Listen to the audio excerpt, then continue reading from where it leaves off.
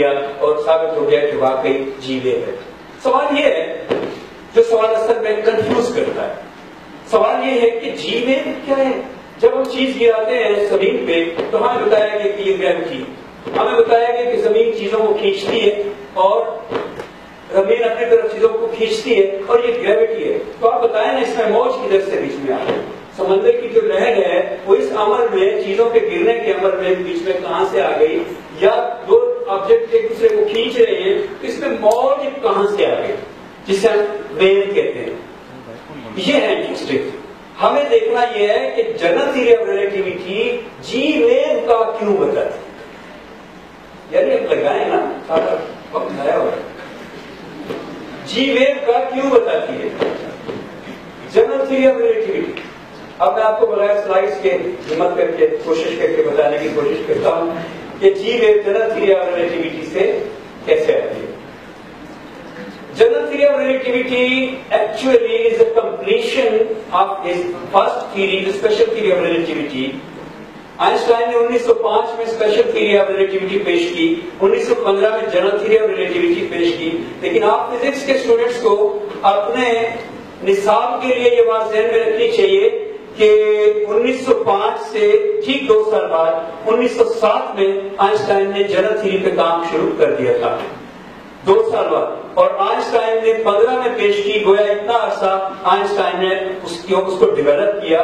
1-2 question ہے جو میں ابھی آپ کو بتاؤں گا جو اس کے ذہن میں تھے جس کی وجہ سے اس کو جنرل تھیوری ڈیولپ کرنے میں اتنا زیادہ وقت لگا. ایک اور بات کیونکہ آپ نوجوان ہیں بتانا ضروری ہے کہ آئنسٹائن واز ینگ. ہاں ہو گیا. ہر تینوں چیزوں کے وقت ینگ تھا. بچہ سمجھتے 30 سال سے کم کو میں تو بچہ سمجھتا ہوں 30 سال سے کم تھا. اور تینوں تھیریز جو اس کی ہیں نوبل پرائز آئنسٹائن کو نہ جنرل تھیوری پر ملا ہے نہ اسپیشل تھیوری پر ملا ہے. اگر پہلے سے آپ کو معلوم نہیں ہے تو ابھی اپنے ایم سی کیوز یاد کر لیں. نہ آئنسٹائن کو نوبل پرائز جنرل تھیوری پہ ملا ہے نہ اسپیشل تھیوری پہ ملا ہے. آئنسٹائن کو Nobel prize photoelectric effect پہ ملا ہے. یہ تینوں چیزیں پہلے اسپیشل تھیوری آف ریلیٹیوٹی پھر فوٹو الیکٹرک ایفیکٹ اور اس کے بعد جنرل تھیوری آف ریلیٹیوٹی یہ آئنسٹائن نے نوجوانی میں دے دیے تھے. آئنسٹائن کا قول ہے اسکول سے نکال دیا گیا تھا کہ تم نالائق ہو. تو اس کا قول ہے جب وہ بزرگ ہو گیا کہ school field me and I field the school.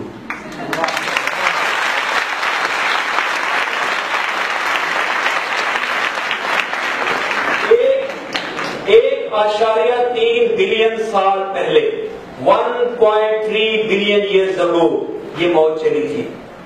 اتنی 1.3 بلین سال پہلے یہ موت چلی تھی. تب ہمارے باپ دادا پردادا کوئی بھی زمین پہ نہیں تھے. اور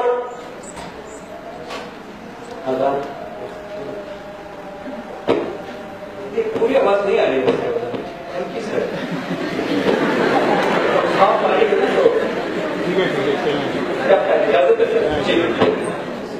تو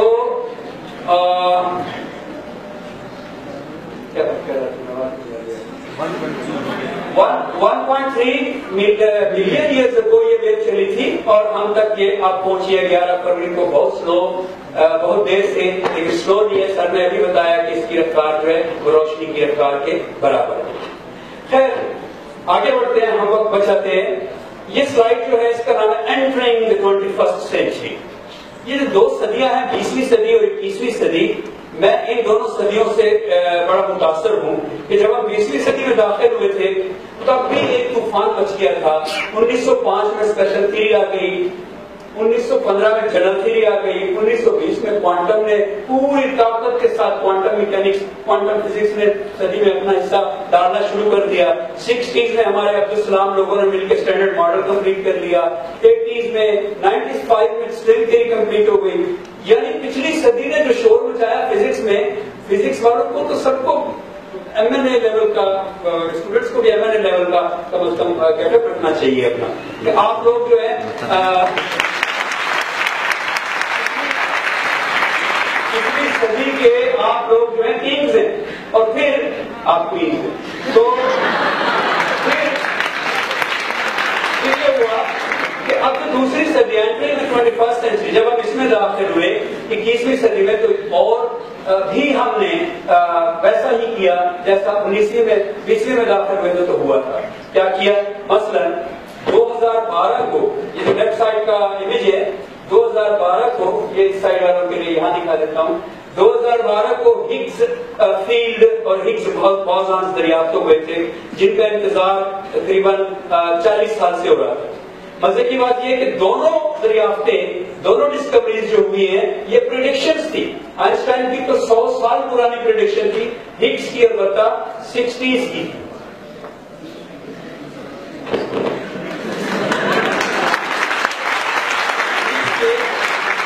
ہگز کی البتہ 60s کی تھی. خیر ہگز والی بات میں بغیر سلائیڈ کے آپ کو بتا سکتا ہوں کیونکہ وہ جو سلائیڈ میں تصویر تھی وہ ویسے بھی آپ سارا دن دیکھتے رہے وقت پڑھنے تو پڑھنی نہیں. ہگز کی بات میں زیادہ ٹائم نہیں لوں گا, صرف چونکہ بتانا یہ چاہ رہا ہوں کہ ہماری صدی میں جب 21ویں صدی میں جب ہم داخل ہوئے تو ہم نے 2012 اور 2016 دو نزدیک کی تاریخوں میں انسانیت کی تاریخ کی بڑی دو ڈسکوریز کر لی. اب ہگز فیلڈ کیا ہے؟ ایک بات آپ فزکس کے اسٹوڈنٹ جانتے ہیں کہ جو فیلڈ ہوتی ہے اس کا پارٹیکل ضرور ہوتا ہے. الیکٹرو میگنیٹک فیلڈ ہے تو فوٹون اس کا پارٹیکل ہے, الیکٹران فیلڈ ہے تو الیکٹران اس کا پارٹیکل ہے. کوئی بھی فیلڈ ہے, ہگز فیلڈ ہے, ہگز بوزان اس کا پارٹیکل ہے. اگر گریویٹیشنل فیلڈ ہے تو ایک پارٹیکل ڈھونڈا جا رہا ہے جس کا نام رکھا گیا ہے گریویٹون. سو جو فیلڈ ہوتی ہے کالم بنا لے تو ایک طرف فیلڈ لکھے اور ایک طرف پارٹیکل لکھے. جو فیلڈ ہوتی ہے اس کا پارٹیکل ضرور ہوتا ہے. چونکہ ہگز نے فیلڈ کی پریڈکشن کی تھی اسٹینڈرڈ ماڈل کمپلیٹ کرنے کے لیے تو اس کے ساتھ ہی یہ پریڈکشن آٹومیٹک آ گئی تھی کہ پارٹیکل مسٹ ہے. Then they found the particle Higgs boson 2012 میں, اور 2013 میں پیٹر ہگز کو اس کا نوبل پرائز بھی مل گیا. ہگز پارٹیکل کے بارے میں یورپ کے لوگ اور مغرب کے لوگ کہا کرتے ہیں امریکہ کے کہ گاڈ پارٹیکلز, خدا کے ذرے. تو یہ عجیب بات ہے کہ اس کو گاڈ پارٹیکلز کیوں کہتے ہیں؟ اس لیے کہ ہگز نے کہا تھا کہ جو یہ پارٹیکلز ہوں گے, یہ فیلڈ ہے خاص طور پہ, دس از ماس کریٹر, یہ مادہ پیدا کرتی ہے. آپ بھی مادہ ہیں, میں بھی مادہ ہوں. اگر کوئی ہمیں کہے کہ ہمیں پیدا کرنے والے ذرات یہ ہیں تو سچے ہیں وہ لوگ جو کہیں گے گاڈ پارٹیکلز ہیں. لیکن سائنسدانوں کو یہ نام بالکل پسند نہیں آیا اور انہوں نے ہمیشہ آبجیکشن کیا ہے گاڈ پارٹیکلز کہنے پہ. وہ ایسی نام اکیڈیمک باتوں کو بری نگاہ سے دیکھتے ہیں, اور آپ چونکہ سائنسدان ہیں آپ کو بھی یہ گاڈ پارٹیکلز کو گاڈ پارٹیکل نہ سننا ہے نہ کہنا ہے, اور اس کو ہگز بوزان اور ہگز پارٹیکلز ہی کہنا ہے. یہ ہگز پارٹیکل کا تعارف ہو گیا. دوسری جو 2016 11 فروری ہم نے ڈسکوری کی وہ ڈسکوری ہماری ہے گریویٹیشنل ویو کی. گریویٹیشنل ویو کہاں سے آتی ہے؟ ہمارے پاس ہے laser interferometer gravitational wave observatory LIGO abbreviation ہے اس کی. یہ laser interferometer gravitational wave observatory کی ایبریویشن ہے. یہ فی الحال دو ورکنگ امریکہ میں لائگوز ہیں, سر نے جاپان والی اور ایک اور ملک کی ویگو کا تعارف کروایا ہے تھینکس ٹو سر وقار. لیکن ان دو کے ریزلٹس جو اس وقت آئے وہ ایک بڑا باریک لیول پہ ایک ٹائم انہوں نے میجر کیا کہ اس وقت ویو گزری ہے. یہ کیا ہے؟ What you see here, یہ کیا ہے؟ دو بازو ہیں L ٹائپ جسٹ. یہ دنیا کی سب سے نفیس مشین ہے. آج تک سارے انسانوں نے مل کے اتنی نفیس مشین نہیں بنائی. سب سے سادہ, سب سے نفیس. جب میں آگے جا کے اس کا فنکشن آپ کو دکھاؤں گا تو آپ حیران رہ جائیں گے کہ سادہ تو اتنی ہے کہ آپ کوشش کریں تو گھر میں بنا سکتے ہیں, لیکن اتنی نفاست آپ اس میں نہیں لا سکیں گے, اتنی اس کے مررز کو آپ اتنا رگڑ نہیں پائیں گے جتنا انہوں نے, سر نے بتایا کہ 10,000 پتہ نہیں کوئی فگر بتایا سر نے کہ وہ ڈائیمیٹر آف دا پروگرام لیول تک انہوں نے اس کو ایکٹیویٹ کیا. سو یہ لائگو میں دریافت ہوئی. اور اب آپ دھیان سے دیکھیے گا, جو میں نے کھولی ہے آپ کے سامنے نئی سلائیڈ, اس میں ایک اینیمیشن چل رہی ہے اور اینیمیشن جو ہے وہ لیفٹ سائڈ پہ ہے اور اس اینیمیشن میں ارتھ دکھائی گئی ہے. جو ویو آتی ہے تو اس سے پچک جاتی ہے پوری زمین ربڑ کی طرف سے. جیسے ہمارے بچے چوئنگم چباتے ہیں, جی ویو چوئنگم کی طرف سے ہماری زمین کو چبا سکتی ہے. पिक्चर एक्सेजरेट किया गया है आपको दिखाने के लिए, इफेक्ट को एक्सेजरेट किया गया है, बहुत माइनर है, बहुत ही माइन्यूट, लेकिन ये ऐसे हुआ था जिस दिन 11 फरवरी को ये वेव आई, तो आप सब और मैं भी, हम सब थोड़े से पिचक गए थे और थोड़े से गंदे हो गए थे। जब ये वेव आई इसने हम सबको दबाया। अब देखिए ना, हम भी तो स्पेस टाइम है। यहाँ जहाँ मैं खड़ा हूँ, अब जितनी देर के लिए यहाँ मैं खड़ा हूँ, ये 1 फुट का एरिया जो नीचे जमीन का घेरा है, और ये कुछ फुट एरिया जो मेरे पास स्पेस का है, क्या यहाँ से अब स्पेस खत्म हो गई है? जहाँ मैटर मौजूद है, स्पेस तो वो भी है, और मैं खुद चूंकि मैटर हूँ, मैं भी तो स्पेस हूँ, लिहाजा जो मादा है वो भी स्पेस है। हम खाली जगह को स्पेस समझते हैं, मादे को नहीं समझते। तो इसलिए ये देखे ना कि वेव आई और वेव में इस स्पेस को, ये स्पेस खाली काली वाली और ये स्पेस मादे वाली, वेव आई और वेव स्पेस टाइम की वेव है, और इसने इस स्पेस को पिचका दिया, क्योंकि वो भी स्पेस है, वो भी स्पेस है। आप सब्र करें कि आप समंदर के अंदर हैं, तैर रहे हैं अंदर, एक तो ऊपर तैरना होता है ना, एक समंदर में नीचे आपने ऑक्सीजन लगाई है, नीचे है, तो अगर वेव आएगी तो वो वेव है ऐसी कि जिसके आप अंदर, और अगर आप ऊपर तैर रहे हैं तो वो वेव जरा डिफरेंट हो।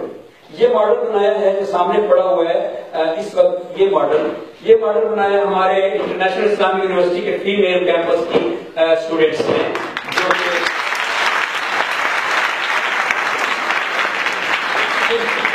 फिफ्थ सेमेस्टर के स्टूडेंट्स हैं, और आमना सादिक और फातिमा असद, उन दोनों ने मिलकर ये मॉडल बनाया है।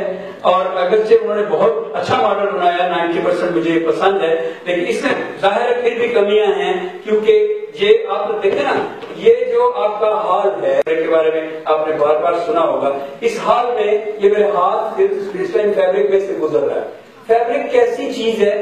फैब्रिक है रेशे, धागे, ये भी धागे हैं, धागे रबड़ की तरह से धागे, जैसे ये भी फ्लेक्सिबल है, वो भी फ्लेक्सिबल धागे हैं, और वो धागे कैसे हैं? 3D में लगे हुए। इस तरफ फीमेल जहां बैठी है, इस तरफ से एक जाल है धागों का लगा हुआ, इस तरफ जहां मेल बैठे,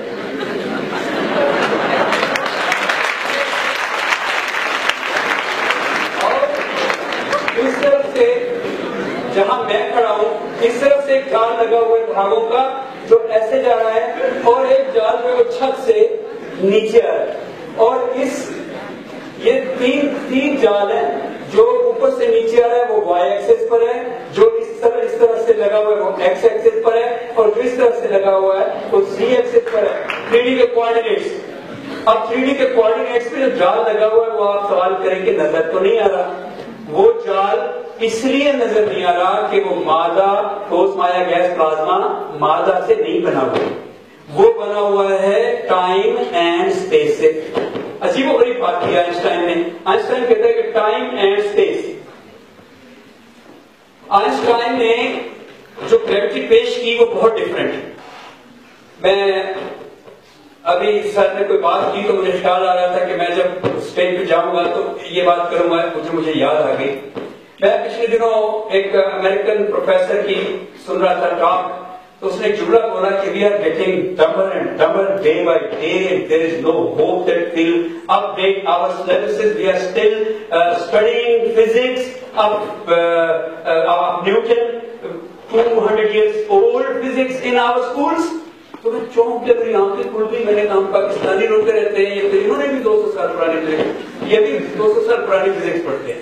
बात सच है। आप लंदन में किसी आम स्टूडेंट से पूछें जो साइंस का ना हो, इकोनॉमिक्स का हो, किसी आम स्टूडेंट से पूछें कि ग्रेविटी किसे कहते हैं, तो वो कहेगा gravity is a pull up.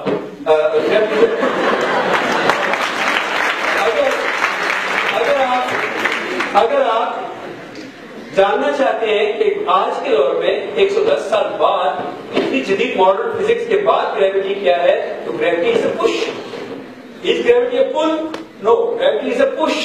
यूं नहीं कि जमीन हमें खींच रही है, बल्कि हमें आसमान ऊपर से नीचे दबा रहा है।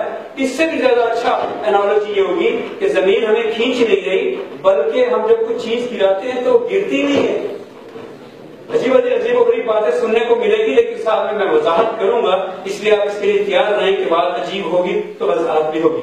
اگر یہاں سے میں اس ریموٹ کنٹرول کو چھوڑوں، اگرچہ میں نہیں چھوڑوں گا اسے، اگر میں یہاں سے اسے چھوڑوں تو یہ نیچے گرنے کے لیے یہ نیچے چلا جائے گا.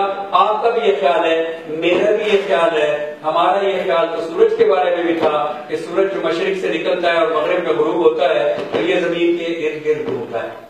ہمیں نظر آتا تھا نا آنکھوں سے، جب ہمیں آنکھوں سے دکھائی دے رہا ہے تو سائنسدانوں کی بات کیوں مانے؟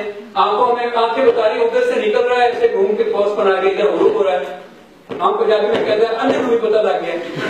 ہمیں پتا تھا کہ سورج زمین کے گرد گھوم رہا ہے. جب سورج زمین کے گرد گھوم رہا ہے اور ہم آنکھوں سے دیکھ رہے ہیں، لیکن سائنسدانوں نے بتایا کہ یہ بات غلط ہے. تو ایسا ہی یقین کیجیے کہ ایسی ہی بات ہے کہ جب ہم آنکھوں سے دیکھتے ہیں، اسے پھینکیں گے تو نیچے گر جائے گا، تو ہم کہیں گے کہ زمین کھینچتی ہے. یہ ایسے ہی غلط ہے جیسے سورج والی بات غلط ہے. یہ گرتا ہی نہیں ہے، یہ یہی کھڑا رہتا ہے آئنسٹائن کے بقول. اب آپ سوال کریں گے یہ کیسا جادو ہے، یہ یہی کھڑا رہتا ہے تو پھر گر کیوں گیا؟ آئنسٹائن کہتا ہے کہ اس انالوجی کو آپ یوں سمجھیں کہ یہ گرا نہیں ہے، زمین اوپر آ گئی ہے. اتنی زیادہ بڑی زمین اوپر آ گئی ہے، یہ نہیں گرا. کمال کرتے ہیں آپ، ایک شکا کی زبان نہیں لاتے، دو من کا ساری لاتے. آپ دیکھیں کہ جب یہ زمین یہ چھوٹا سا ہے، اسی کو مان لو کہ گرا ہے؟ نہیں. اس لیے کہ یہ یہاں کھڑے کا کھڑا اس لیے رہ گیا کہ آپ دیکھیں، میں یہ بات ابھی بتاتا ہوں لیکن اس کی وضاحت کے لیے بہتر ہے کہ ذرا آپ یہ دیکھیں. یہ ٹرمپلین ہے، یہ بچوں کے یہ پارکس میں لگی ہوتی ہے. آپ دیکھیں بچے اس کے اوپر اچھل کود رہے ہوتے ہیں. اگر آپ ایسی کسی ٹرمپلین پر ایک لوہے کا گولا پھینکیں جیسے اس میں بھی ہے، تو وہ کیا کرے گا کہ خود بخود سینٹر میں جا کے ایک گڑھا بنائے گا. ساتھ ہی آپ یہ دیکھیں یہ دو ڈائس ہیں اور ان کو میں نے اس میں کاسماس میں دکھایا ہے، کائنات میں دکھایا ہے. ذرا توجہ چاہیے مجھے آپ کی. ایک سوال جو نیوٹن کے لیے بہت مشکل تھا اور آئنسٹائن کے آنے تک ہر انسان کے لیے بہت مشکل تھا، اور یقین کیجئے میں حرفیت کہتا ہوں کہ میں جب اسٹوڈنٹ تھا تو میرے لیے بھی یہ سوال بہت مشکل تھا کہ چیزیں آپس میں جب جڑی، ستارے جب بنے، سیارے جب بنے، کیوں جڑ گئی؟ اس میں میگنیٹ کیوں تھا؟ اور وہ میگنیٹ تو تھا ہی نہیں، اس میں وہ کشش کیوں تھی؟ اور وہ کشش جو تھی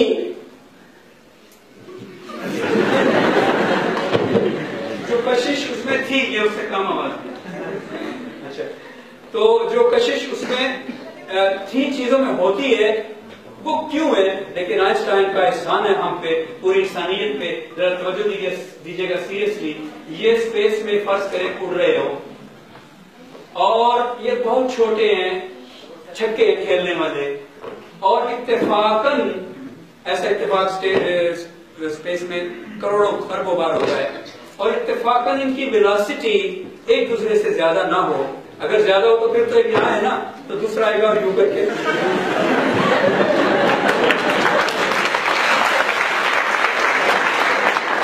ہمیں وقت بچانا ہے، آپ پوری توجہ سے وقت بچائیں.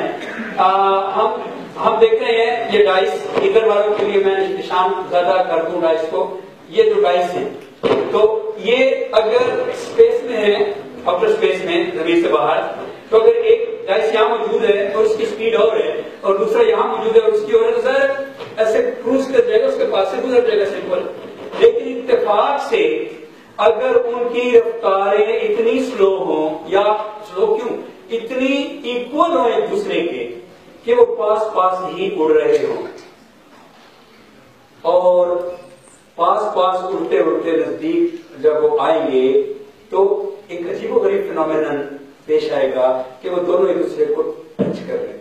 اور یہ جو دوسرے پتھر میں نے بنایا ہے ادھر نیچے، یہ بھی اسی لیے بنا کہ یہ ایک ہی ویلوسٹی پہ اور آہستہ آہستہ گھوم رہے ہیں، کہ کچھ دیر کے بعد ایک دوسرے کو ٹچ کر لیں گے، ایک دوسرے کا چپک جائیں گے. اچھا، ہوا کیا ہے؟ وہ یہ کہ ایک تو گریوٹی ویل ہے، یہ یہاں پہ ڈارک زیادہ ہے لیکن یہاں پہ گریوٹی ویل ہے. یہ اسپیس فیبرک میں زمین پھنسی ہوئی ہے تو ویل کہتے ہیں کنویں کو، تو کنواں بنا دیا ہے زمین نے وہاں اسپیس فیبرک میں. لیکن یہاں کیا ہوا ہے؟ گریوٹی ویل تو بہت بڑا ہوتا ہے لیکن گریوٹی ڈمپل جو ہوتا ہے وہ بہت چھوٹا ہوتا ہے. گریوٹی ڈمپل، گریوٹی تو فیبرک ہے، فیبرک تو ایک فوٹان کے ذریعے بھی چینج ہوتی ہے. گریوٹی ویل میں جب یہ ڈائس گریوٹی ویل میں تھے، اسپیس میں گریوٹی ڈمپل میں تھے، کر لیں کہ آپ کے پاس دیکھیں ایک چھوٹا سا رومال ہوتا ہے, ہم اس سے منہ پہنچتے ہیں, وہ عید کے دن ہم سر پہ باندھ کے نماز پڑھنے کے لیے جاتے ہیں. وہ رومال اگر اس کے 2 کونے میں ادھر سے پکڑ لوں اور 2 کونے سر حاکم صاحب کی ریکویسٹ کروں کہ سر آپ ادھر سے پکڑ لیں اور ہم اسے کھینچ کے کھڑے ہو جائیں, اب آپ کو سمجھ آ رہی ہوگی کہ وہ تن جائے گا. اب اس کے میں اگر ایک کنچا کہتے ہیں بٹے کو, کنچا کہتے ہیں کانچ کی گولی کو, اگر اس میں میں کنچا ایسے پھینکوں گا تو کیا ہوگا کہ وہ لڑک کر درمیان میں چلا جائے گا. اگر میں دوسرا پھینکوں گا تو کیا ہوگا کہ وہ لڑک کر درمیان میں جائے گا اور اس کے ساتھ جڑ جائے گا. یہ وہ سوال تھا, اتنا بچگانا جواب ہے اس کا. یہ وہ سوال تھا جس نے صدیوں تک پریشان رکھا کہ ستارے سیارے بنے کیسے. جتنی بھی اسپیس ٹائم فیبرک ہے وہ کپڑے کی طرح سے, وہ فیبرک اسی لیے کہتے ہیں نا, فیبرک کپڑے کو ہی کہتے ہیں, تو کپڑے کی طرح سے جہاں چھوٹا مادہ موجود ہے وہاں چھوٹا ڈمپل موجود ہے, جہاں بڑا مادہ موجود ہے وہاں گریوٹی بیل موجود ہے. چھوٹا ڈمپل ادھر سے آیا, چھوٹا ڈمپل ادھر سے آیا, ایک دوسرے کے نزدیک آئے, اور جب بلیک ہول جیسے ابھی پیچھے آپ نے دیکھا 2 بلیک ہول آپس میں مرج ہو گئے تو ایک بڑا بلیک ہول بن گیا. چھوٹے چھوٹے ڈمپل نزدیک آئے اور جب ایک دوسرے کے نزدیک آئے تو اسے ویسے ہی رومال کی طرح لڑک کر وہ دونوں اکٹھے ہو گئے. اب ان کا ڈمپل بڑا ہو جائے گا. جب ان کا ڈمپل بڑا ہو جائے گا پھر کوئی اور ان کے پاس کنکر آئے گا, وہ اس میں لڑک جائے گا, پھر کوئی اور آئے گا, وہ اس میں لڑک جائے گا. آپ امیجن کر سکتے ہیں کہ وہ چھوٹا سا رومال جو سر ہاشمی نے اور میں نے 4 کونوں سے پکڑ کے کھینچ رکھا ہے وہ مزید وزن نہیں سہار سکے گا. اس میں جتنے کنچے ہم ڈالتے چلے جائیں گے وہ نیچے ہوتا چلا جائے گا. بلیک ہول جب بن جائے گا تو وہ اتنا اسپیس ٹائم فیبرک کو نیچے کر دے گا کہ ہم اسے کہیں گے ایک کالا سوراخ ہے, یہ بلیک ہول ہے, تاریخ غار ہے.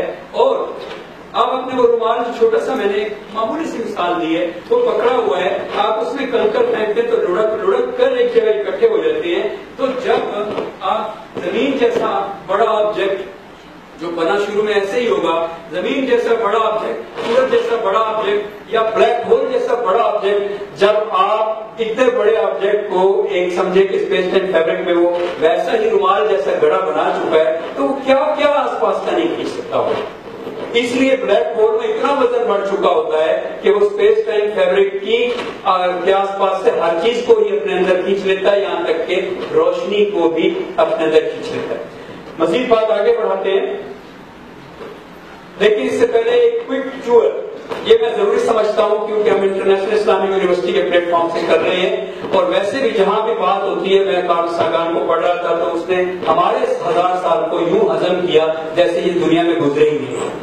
جب ہم مستشرقین کو, ریٹلسٹ کو پڑھتے ہیں, یہاں پہ میرے سر پہ بیٹھے ہوئے ہیں عزیز ابن الحسن سر, ہم جب مغربی ان لوگوں کو پڑھتے جو ہمارے بارے میں لکھتے ہیں تو ہمیں ایک بے ایمانی صاف دکھائی دیتی ہے کہ وہ ہمارا 1000 سال پورا بیچ میں سے حذف کر رہے ہیں, اس کا ذکر نہیں کرتے. تو میں نے ضروری سمجھا کہ ہم پاکستان میں ایک کانفرنس کر رہے ہیں تو اپنا کنٹریبیوشن, اگرچہ ہمارا تھیوریٹیکل فزکس میں آلریڈی بہت کنٹریبیوشن ہے, ڈاکٹر نرگس ماروالا کو اس بار کے نوبل پرائز ملنے والا ہے کیونکہ وہ آپ جانتے ہیں کہ ہماری خاتون پاکستان کی ہے. اور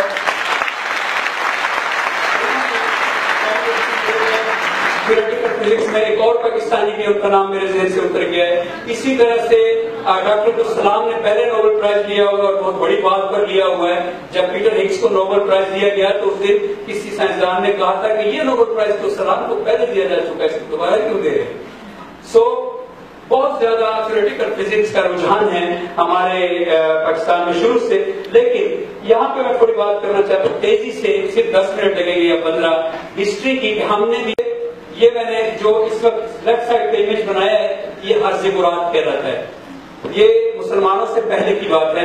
بابل ایک شہر ہوا کرتا تھا عراق میں, اب وہ بغداد سے 30 کلومیٹر کے فاصلے پر ایک گاؤں ہے اور اس کا نام ہے حلہ, وہاں پہ اس کے کھنڈرات موجود ہیں. بابل شہر وہی شہر ہے جہاں ہاروت ماروت فرشتے کا ذکر قرآن پاک میں ہے, وانزل الملکین ببابل ہاروت و ماروت.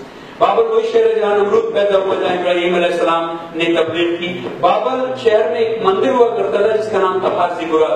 بابل کے لوگ جو تھے وہ فلکیات میں بہت ماہر تھے اور میتھس میں بہت ماہر تھے. تو آپ نے مشہور بات سنی ہوگی کہ ایک اساطیر کا حصہ ہے کہ دو فرشتے آسمانوں سے اترے، ہاروت ماروت، اور زمین پہ ایک رقاصہ تھی زہرا بے دف اس کا نام تھا. تو اس رقاصہ نے ان کو دھوکے سے ان سے اسم اعظم سیکھ لیا اور اس میں شاہ یوسف کی کباب پہن کے عرض برار کے مندر کے اوپر والی منزل پر، یہ ابھی ٹوٹا ہوا ایسا سین ہے، یہ 110 منزلہ تھا اور اس کی 400 فٹ بلندی تھی. اس کی آخری منزل سے اس نے پرواز کی اور وہ اڑ گئی، آسمانوں پہ چلی گئی. اور آج جو وینس ہے، جو زہرا ہے، سیارہ، یہ وہی لڑکی ہے جو اڑ کے گئی. قدیم فلکیات ہے، کاسمالوجی. اس کے بعد ہم یہ جانتے ہیں کہ چائنا میں اور ہندو مت میں ایک تصور پایا جاتا ہے اور بھی مذاہب میں کہ زمین کو کسی بیل نے یا کسی ہاتھی نے سر پہ اٹھا رکھا ہے اور جب ایک سینگ بدلتا ہے، تھک جاتا ہے تو سینگ سیٹ کرتا ہے تو زلزلہ. پھر کسی نے پوچھا اسی دور میں، یہ اسی دور میں لکھی ہوئی باتیں ہیں، کسی نے پوچھا کہ اچھا جی وہ زمین کو تو اس بیل نے اٹھایا ہوا، وہ بیل کس چیز پر کھڑا ہے؟ تو جواب آیا کہ بیل ایک کچھوے کی پشت پر کھڑا ہے. تو پھر پوچھا کہ بھئی وہ کچھوا کس پشت پر ہے؟ ابھی پچھلے دنوں میں ایک ویڈیو دیکھ رہا تھا تو اس میں یہی کوشچن جو ہے ایک بوڑھی خاتون سے ایسے میرے جیسے ایک ٹیچر نے اسٹیج سے کیا. جب وہ نیچے سے خاتون بولی نا تو اس خاتون نے کہا تم غلط کہتے ہو، کائنات ایسے بنی ہے. اور پھر یہ والا کچھوے والا قصہ کا خاتون دہرانے لگ گئی. تو پروفیسر نے خاتون کو چکر دینے کے لیے کہا کہ اچھا ٹھیک ہے تو کچھوا کس چیز پر ہے؟ تو خاتون کہتے you are so clever because there are so many turtle all the way down.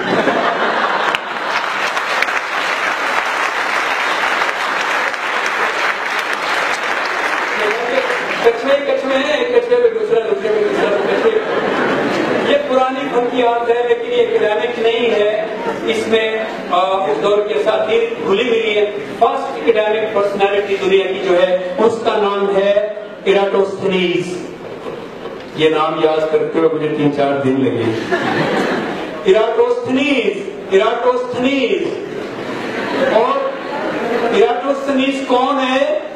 جس نے سب سے پہلے کہا ارتھ از راؤنڈ.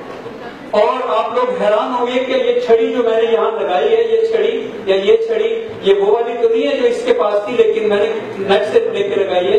لیکن یہ چھڑی ایک اس کے پاس تھی. آج ہماری بچی، میری بیٹی مجھے کہتی ہے ابو یہ لے دیں، ابو وہ لے دیں. ہمارے پاس جذبہ ہو تو ہم سب کچھ کر سکتے ہیں. ایک چھڑی سے ایراتوستھنیز نے ایگزیکٹ، تقریباً ایگزیکٹ، کیونکہ جو آج کا سرکمفرنسز ہے ارتھ کا اور جو ایراتوستھنیز کا تھا اس میں صرف چند 100 کا فرق ہے.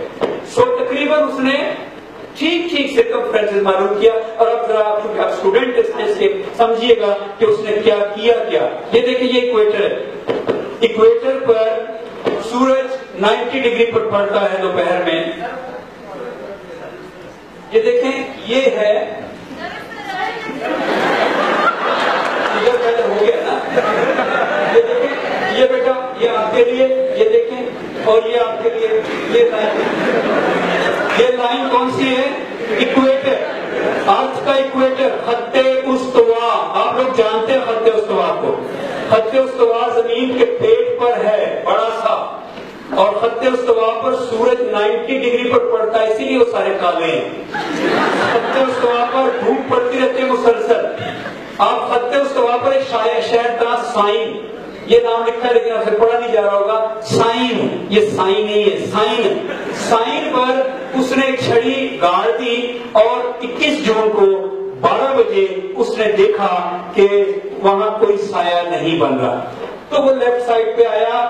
افریقہ کے ملک مصر کے شہر الیگزینڈریا آج بھی ہے، اسکندر کے نام پہ. یہاں اس نے یہی چھڑی، یا لڑکوں کے لیے یہاں اس نے یہی چھڑی، یہ والی چھڑی یہاں اس نے یہ لگا رکھی ہے. سمجھ آ رہی ہے؟ یہ چھڑی جب لگائی تو اس کا شیڈو یہ ساتھ میں چھوٹا سا نیچے زمین پہ پڑا ہے. یہ شیڈو اس کا یہاں چھوٹا سا زمین پہ پڑا ہے. یہ شیڈو اس کا بنا. تو وہ بڑا حیران ہوا اور اس نے پھر وہ قدم گنوائے. ایک بندے کو ہائر کیا کہ یہاں سے پیدل جاؤ وہاں تک فٹ گنو. اس نے وہ قدم گنوائے سائنس سے الیگزینڈریا تک، اور اس نے یہ نتیجہ نکلا کہ زمین نہ صرف گول ہے ارتھ از راؤنڈ، بلکہ اس کا سرکمفرنس 46,000 پہ کچھ اس نے جو نکالا وہ ایگزیکٹلی وہی تقریباً ہے جو آج کا ایگزیکٹلی تو نہیں. اور اندازہ کریں یہ عیسیٰ علیہ السلام سے پہلے کی بات ہے اور 276 سے 194 قبل مسیح تک کی. دوسرا شخص جو ہے the concept of perfect vacuum is incoherent. الفارابی مسلم فلسفر اور سائنسدان ہے اور یہ بہت پہلا شخص ہے الفارابی جس نے باقاعدہ امپیریکل ایکسپیریمنٹ پرفارم کیے. اس نے کئی بندے ہائر کیے جو ویکیوم کا he was obsessed with vacuum. تو یہ خلا کے بارے میں تو نہیں جانتا تھا، ابھی تک باہر کی کھڑکی نہیں کھلی، وہ گیلیلیو کھولے گا. لیکن یہ زمین پہ جو ویکیوم ہم بنا لیتے ہیں، ہم سائنس کے لوگ تو بہت بناتے ہیں، ایک باکس میں ہوا کھینچتے ہیں اور خوش ہو جاتے ہیں کہ ویکیوم بن گیا. لیکن اس کا خیال تھا الفارابی کا کہ ویکیوم از امپاسبل. اور الفارابی نے جو بات کی ویکیوم از امپاسبل وہ 872 سے 950 عیسوی ہے. اور جبکہ پیٹر ہگز نے جولائی 2013 میں اسی بات کے لیے کہ ہگز فیلڈ ہے پوری کائنات میں اور پرفیکٹ ویو کا کانسیپٹ انکوہرنٹ ہے، اس پر نوبل پرائز لیا. یعنی ہمارے مسلم سائنٹسٹ نے کتنے 100 سال پہلے جو بات کی اس کو ٹھیک ہے ہگز نے اور بھی بہت کچھ کیا ساتھ، لیکن بہرحال جو پرائز ملا وہ اس پر ملا کہ اسپیس از ناٹ ایمپٹی. اس کے بعد یہ شخص جسے ہم ابن الہیثم کہتے ہیں اور ہمارے سروکار جس ڈپارٹمنٹ کے چیئرمین ہیں اس ڈپارٹمنٹ کی بلڈنگ کا نام ابن الہیثم بلاک ہے.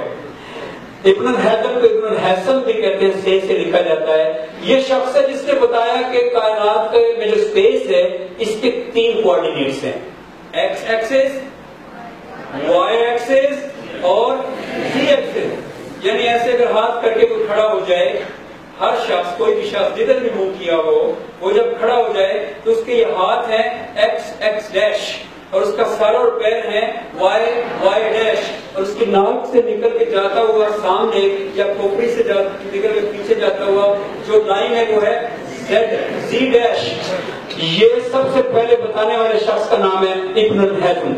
یہ اب آپ نے بھولنا نہیں.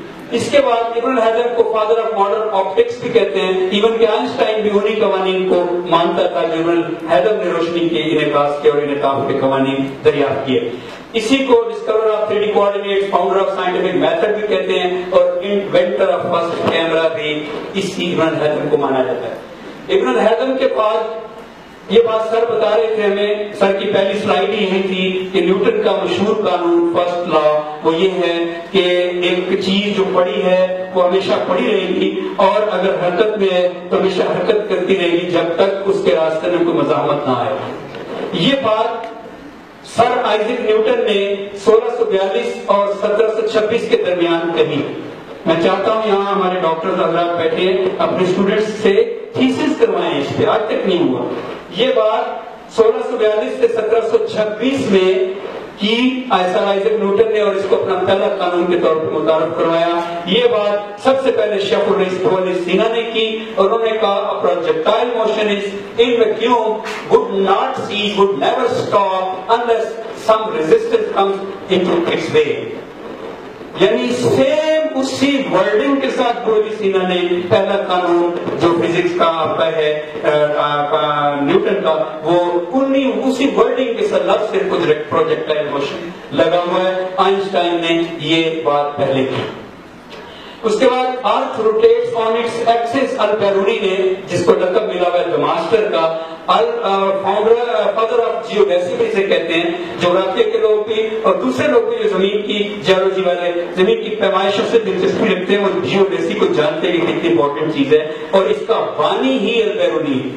سو Al-Biruni measure of the earth radius, measure of the acceleration of motion moon, master of specific gravity. یہاں جو فزکس کے لوگ بیٹھے ہیں کیمسٹری کے وہ اسپیسیفک گریوٹی کو جانتے ہیں. اسی آبجیکٹ کی گریوٹی کا ایک مخصوص نام ہے فزکس میں جسے کہا جاتا ہے اسپیسیفک گریوٹی. تو اس نے سب سے پہلے تقریباً 40 سے زیادہ مرکبات اور ایلیمنٹس کی اسپیسیفک گریوٹی بتائی. اسی طرح فاؤنڈر آف انڈالوجی سے کہتے ہیں supporter of the idea earth rotates on its axis. Al-Biruni کے بعد فرسٹ ونڈو ٹو یونیورس کھلتی ہے جو گیلیلیو نے کھولی, اور گیلیلیو کے ہاتھ کہیں سے لگا وہ لینس اور اس نے اس کو رگڑ لیا تو ایک کمال ہو گیا. اس نے جب اس سے دوربین بنائی اور اس دوربین کو جب باہر کی طرف کائنات, پہلے تو اس نے دوربین جنگوں کے لیے استعمال کی اور بنائی بادشاہوں کے لیے کہ دور سے آتے ہوئے پھیلی بیڑے کا پتہ چل جائے, ہمارے دشمن کا پتہ ہمیں اس کو ہمارا پتہ چلے, اس سے پہلے ہمیں اس کا پتہ چل جائے. اس پرپز کے لیے بنائی گئی تھی. لیکن ایک دن اچانک اسے خیال آیا میں اس نے آسمان کو دیکھوں, اور جب اس نے دیکھا تو اس نے دیکھا کہ جو چاند ہے جسے وہ لوگ اس دور کی کرسچینٹی ہیونلی باڈی کہتی تھی کہ یہ آسمانی شہزادہ ہے, اور آسمان کا شہزادہ ہونے کی وجہ سے یہ پرفیکٹ چیز ہوگا. اس کے بارے میں افلاطون کے زمانے سے سمجھا جاتا ہے کہ یہ جو آسمان پہ چیزیں یہ بڑی پرفیکٹ ہے, امپرفیکشن صرف یہاں پر ہے. سو یہ سمجھا جاتا ہے کہ یہ چاند جو ہے یہ بھی پرفیکٹ ہوگا. جب پہلی بار گیلیلیو کو نظر آیا کہ اس میں تو کھڈے ہیں, اس میں تو وہ ایک شعر بھی ہے کسی پرانے زمانے کے شاعر کا, کہ بلکہ کسی پرانے زمانے کے شاعر کا نہیں, کسی اچھے شاعر کا نعتیہ شعر ہے, نعتیہ, کہ چاند سے تشبیہ دینا یہ بھی کوئی انصاف ہے, اس کے منہ پر جھائیاں مدنی کا چہرہ صاف ہے. چاند سے تشبیہ دینا تو انصاف نہیں تھا کیونکہ چاند میں تو گڑھے ہیں. تو وہ حیران ہوا, اس سے تھوڑا سا دکھ بھی ہوا, خوشی بھی ہوئی. دکھ اس بات کا ہوا کہ چاند تو زمین کی طرف سے ہے, زمین پہ کھڈے گڑھے اس نے دیکھے ہوئے تھے, تو اس کا چاند کے بارے میں تھوڑا سا اس کے ساتھ جو ذرا مزید اس نے فینسی کیا. اگلے لینس کے ساتھ اس نے چیک کی اس کی جوپیٹر کی موشن. جوپیٹر ہمارا سیارہ مشتری سب سے بڑا سیارہ ہے نظام شمسی کا. جوپیٹر کی پیمائش کی اور شروع میں اسے لگا کہ کچھ دن کے لیے لمبا ہو جاتا ہے. پھر اس نے کہا کہ نہیں, لمبا نہیں ہوتا, کوئی باریک سے ستارے ہیں جو شاید دور ہوں لیکن اس کے آس پاس ہیں تو وہ لمبا نظر آتا ہے, باریک ستارے. پھر اس نے روز دیکھنا شروع کر دیا تو پتا چلا پیمائشیں کرنے کے بعد کہ یہ باریک سے ستارے دور نہیں ہیں, یہ اسی کے چاند ہیں, اور یہ جوپیٹر کے چاند ہے اور یہ جوپیٹر کے آس پاس گھومتے ہیں. یہ خیال آنے کی دیر تھی, وہ بے ہوش ہوتے بچا. اس نے کہا کیا مطلب, کیا زمین پہ جو چاند گھوم رہا ہے ایسے اور بھی یہ ہیونلی باڈی چھوٹے چھوٹے ستارے نہیں ہیں, یہ کچھ سیارے ہیں اور ان کے آس پاس. اور مجھے یقین ہے اگر میں ہوتا تو اس دن مجھے بھی یہ خیال آیا ہوتا کہ آج میں نے ایک دوسرا جہان ڈھونڈ لیا ہے. جوپیٹر والے دن جو گیلیلیو نے تھا کہ اور وہاں پہ بھی انسان ضرور ہوں گے. جوپیٹر کو بھی یہ ضرور خیال گیلیلیو کو بھی یہ ضرور خیال آیا ہوگا کہ جوپیٹر بھی ایک نیا جہان ہے. تیسری بات جب اس نے دیکھا تو وینس کی, وینس کے اس نے حرکت کو دیکھا, وہ حیران رہ گیا کیونکہ چاند کی طرف سے وینس کم ہوتا تھا, چھوٹا ہو جاتا تھا, بڑھتا تھا, کمر ہو جاتا تھا, ہلال ہو جاتا تھا, ہلال ہو جاتا تھا, کمر ہو جاتا تھا, بدل ہو جاتا تھا, پھر گھٹنے لگتا تھا. اس نے کہا یہ تو جانتا تھا کہ وینس سورج کے آس پاس گھومتا ہے. تو اس نے کہا کہ جو وینس سورج کے آس پاس گھومتا ہے اور اس کے پیچھے ارتھ ہے اور یہ بھی سورج کے آس پاس گھومتی ہوگی, کیونکہ جیسے وینس کر رہا ہے کر تو ارتھ بھی وہی رہی ہے, بس فرق صرف یہ ہے کہ وینس گھٹ پڑ رہا ہے. تو مجھے پکا یقین ہو گیا کہ سورج کے آس پاس گھوم رہا ہے اور یہ چاند کی طرح سے گھٹ پڑ رہا ہے. یہ وہ خیال تھا جس کے بعد اس نے فائنلی سورج درمیان میں پہلے ماڈل میں درمیان میں زمین ہوتی تھی اور ادھر ادھر دوسرے سیارے اور سورج ہوتا تھا. اس نے درمیان میں سے سورج زمین کو اٹھایا اور ایک آربٹ میں رکھ دیا اور سورج بیچارے کو اس کی اپنی اصل جگہ پہ رکھ دیا. یہ گیلیلیو نے ایک بہت بڑا کارنامہ سر انجام دیا. سولر سسٹم کو فرسٹ ٹائم دنیا کے سامنے متعارف کرایا. اپنے وقت میں راک سٹار بن گیا راتوں رات. 2 سال کے اندر بہت زیادہ مشہور ہوا وہ, اور اس کے ساتھ جو کچھ ہوا وہ تو ایک الگ کہانی ہے. سو جب فرسٹ ونڈو اس نے کھول دی تو پھر کیا ہوا, جنوری 1642 میں گیلیلیو کی ڈیتھ ہوئی ہے. ڈیٹ آپ نے ذہن میں رکھنی ہے ذرا. جنوری 1642 میں گیلیلیو کی ڈیتھ ہوئی ہے اور دسمبر 1642 میں نیوٹن کی پیدائش, یعنی ایک ہی سال میں 1642 کا سال. اب نیوٹن جب پیدا ہوتا ہے اور جب وہ 22 سال کا ہوا ہوگا تو اس وقت کیا ماحول ہوگا. گیلیلیو کے ساتھ جو مذہب نے کرنا تھا وہ ہو چکا تھا. برونو کو زندہ جلا دیا گیا تھا. گیلیلیو اس وقت کی جو کتابیں تھی, اس وقت کے جو مدارس تھے, جو اسکول تھے, ان کے اسکالرز میں یہ بات پھیل چکی ہوگی کہ گیلیلیو نے کس طرح سے زمین کی گردش اور اس سب کا نیا نظریہ پیش کیا. تو Newton was obsessed with the idea that planets circle around the sun. تو اس نے نیوٹن نے اس سے آگے سوچا ہے. اس نے کہا چاند جو ہے یہ زمین کے گرد بھی گھومتا ہے, اور یہ اگر آپ کو نظر آ رہا ہے تو یہ میں نے رسی سے بندھی ہوئی ایک تصویر دکھائی ہے. یہ زمین ہے اور یہ رسی کے ساتھ بندھا ہوا چاند ہے.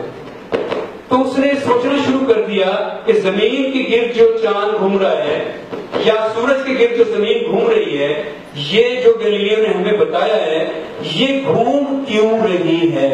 آگے نا گریوٹی کی بات, یہ گھوم کیوں رہی ہے, یہ سوال جب اس کے ذہن میں پیدا ہوا فرسٹ ٹائم تو کہتے ہیں کہ اس کے سر میں سیب لگا تھا. ضروری نہیں ہے کہ لگاؤ, میٹافر ہو سکتا ہے. اس کو یہ خیال آیا کہ چیزیں جو زمین پہ گرتی ہیں, یہ میں نے سیب والی ویسے یہاں پہ دی ہے تصویر, جو چیزیں زمین پہ گرتی ہیں یہ دراصل زمین پہ گرتی نہیں ہے, زمین انہیں کھینچتی ہے, اور یہ چاند بھی زمین کھینچ رہی ہے اور چاند اس لیے گھوم رہا ہے. اب اس نے ایک کمال کیا, یہ تو وہ نہیں جان سکتا کہ گریوٹی کیا ہے اور وہ انویزیبل رسی کیا ہے جو زمین کو, آپ دیکھیں نا ایک رسی ہو آپ کے ہاتھ میں اور اس کے ایک سرے پہ 9th میں پڑا ہوگا, اس کے ایک سرے پہ آپ ایک ٹکڑی آپ کے ہاتھ میں ہو, اس کے سرے پہ آپ ایک رسی باندھیں اور اس رسی کے دوسرے سرے پہ آپ ایک پتھر باندھیں اور اس کو یوں یوں گھمائیں تو وہ ایسے گھومنے لگ جائے گا. اب اس کا جو پتھر ہے وہ باہر کو نکلنا چاہے گا اور اس کا جو سرا ہے لکڑی کا وہ اس کو اندر کی طرف روکنا چاہے گا. سینٹریپیٹل فورس اور سینٹریفیوگل فورس یہاں پہ کام کرتی ہے. یہ سوچا نیوٹن نے کہ اس طرح کی کوئی قوت ہے جو رسی کی طرح سے زمین کو, سورج کو پکڑے ہوئے اور وہ زمین کے آس پاس گھوم رہا ہے. لیکن اس میں تو وہ ناکام رہا کہ گریوٹی کیا ہے, لیکن اس نے اس کی میجرمنٹس بڑی پرفیکٹ نکالی. اتنی پرفیکٹ نیوٹن کے لاز, نیوٹن کے دو اجسام کے درمیان کشش شکل ہے, اس میں کیا میجرمنٹ ہے, چاند سورج کے درمیان کیا میجرمنٹ ہے, اور ستاروں میں کیا ہو سکتی ہے, اتنی پرفیکٹ اس نے سائنس دی. کیلکولس کا بانی کہا جاتا ہے اسے, کہ اس کے بعد سے میں تو سمجھتا ہوں, ڈاکٹر ساجد موجود ہیں, میں تو یہ سمجھتا ہوں کہ بابائے مادیت بھی نیوٹن ہے. اگر بات پالیٹکس کی ہے لیکن میں صرف 1 منٹ لوں گا کہ بابائے مادیت بھی نیوٹن ہے, کیونکہ Newton is a father of mechanics. Newton کی اس قوانین کی وجہ سے انجن بنا ہے, نیوٹن کے ان قوانین کی وجہ سے ورلڈ انڈسٹریلائز ہوئی ہے. وہ مزدور جو بھیڑیں پالا کرتے تھے اور ان کی اون بیچ کر زندگی گزارا کرتے تھے, وہ انڈسٹریوں میں جا کے مزدور بھرتی ہو گئے اور سرمایہ دار کے انڈر آ گئے. سو بابائے مادیت کے materialism, father of the materialism is also Newton. کیونکہ نیوٹن نے, اس کا قصور نہیں ہے, وہ کوارڈینیشن نہیں تھا, اس کا قصور نہیں ہے, لیکن اس نے جتنی پرفیکٹ سائنس دی, اور اس پر یہ بات بھی ہے کہ نیوٹن ایبسولوٹ ٹائم اور اسپیس کا قائل ہے. وہ یہ نہیں مانتا کہ ٹائم یہ کائنات کبھی بنائی گئی ہے, وہ یہ مانتا ہے کہ کائنات ہمیشہ سے ہے اور ہمیشہ رہے گی. آئنسٹائن نے اس نظریے کو توڑا. خیر نیوٹن نے, سوری ایک چیز رہ گئی, یہ جو آپ کو یہ دستی بم نما چیزیں نظر آ رہی ہے یہ زمین ہے, اور زمین کے اوپر یہ چھوٹی سی, یہ دیکھیں یہ اوپر چھوٹی سی جو گولا ہمارے مدار میں نکل جائے گا. زمین کے مدار میں آج جتنے بھی سیٹلائٹ زمین کے مدار میں گھوم رہے ہیں وہ اسی رفتار سے باہر بھیجے گئے ہیں, 17,500 کلومیٹر فی گھنٹہ. اچھا کوشچن یہ ہے کہ جب باہر چلے گئے تو پھر سلو ڈاؤن کیوں نہیں ہوئے؟ اس لیے کہ زمین کھینچ تو رہی ہے انہیں, لیکن اب وہ جہاں ویٹ, جہاں وزن محسوس کیا جاتا ہے اس مقام سے نکل گئی ہے. اور آپ سب جانتے ہیں کہ جب اسپیس میں کوئی چیز ہو تو ایک اگر مخصوص اسپیڈ پہ ہے تو وہ اسپیڈ برقرار رکھتی ہے ہمیشہ. سو اس لیے جو گولا ایک بار نکل جائے گا 17,500 کلومیٹر سے, یا ہمارا چاند جو اس رفتار سے تو نہیں نکلا, دور ہے لیکن ابھی بھی زمین کی گرفت میں ہے, ایسے تمام آبجیکٹس اپنی اسپیڈ کو کانسٹنٹ رکھیں گے, اپنی ویلوسٹی کو ہمیشہ, لیکن زمین کو چھوڑ کر بھی نہیں جائیں گے. نیکسٹ اب یہ دیکھیں ذرا, modern physics begins. An old window to universe تو ہمارے پاس ہے ہی آج تک. سر نے الیکٹرو میگنیٹک ویو کا کافی تعارف کروایا. وہی ویوز ہیں جن کی مدد سے لینس کو بڑھا چڑھا کے ہم نے آج تک کی ساری ٹیکنالوجی حاصل کی. لیکن یہ بندہ Einstein a new window to universe کھول رہا ہے. A new window to universe جو کہ گریوٹی کے ذریعے کھلی ہے, آنکھوں سے نہیں, چھو کر کائنات کو دیکھنے کی بات. یہ ذرا بڑی شاعرانہ قسم کی بات ہے. ذرا تھوڑی دیر کے لیے میں آپ کا وقت دوں گا کہ how time and space are intertwined, کیونکہ مجھے آپ کو سمجھانا ہے. میں نے یہاں پہ موجود تقریباً آدھی آبادی کے ساتھ یہ وعدہ کیا تھا کہ میں آپ لوگوں کو یہ کنوے کروں گا کانسیپٹ کہ گریویٹیشنل ویو کیسے فارم ہوتی ہے اور جنرل تھیوری کیسے ہے. لیکن میں ابھی تھوڑی دیر پہلے ایک جملہ بول چکا ہوں آپ کے سامنے کہ general theory actually is the completion of special theory.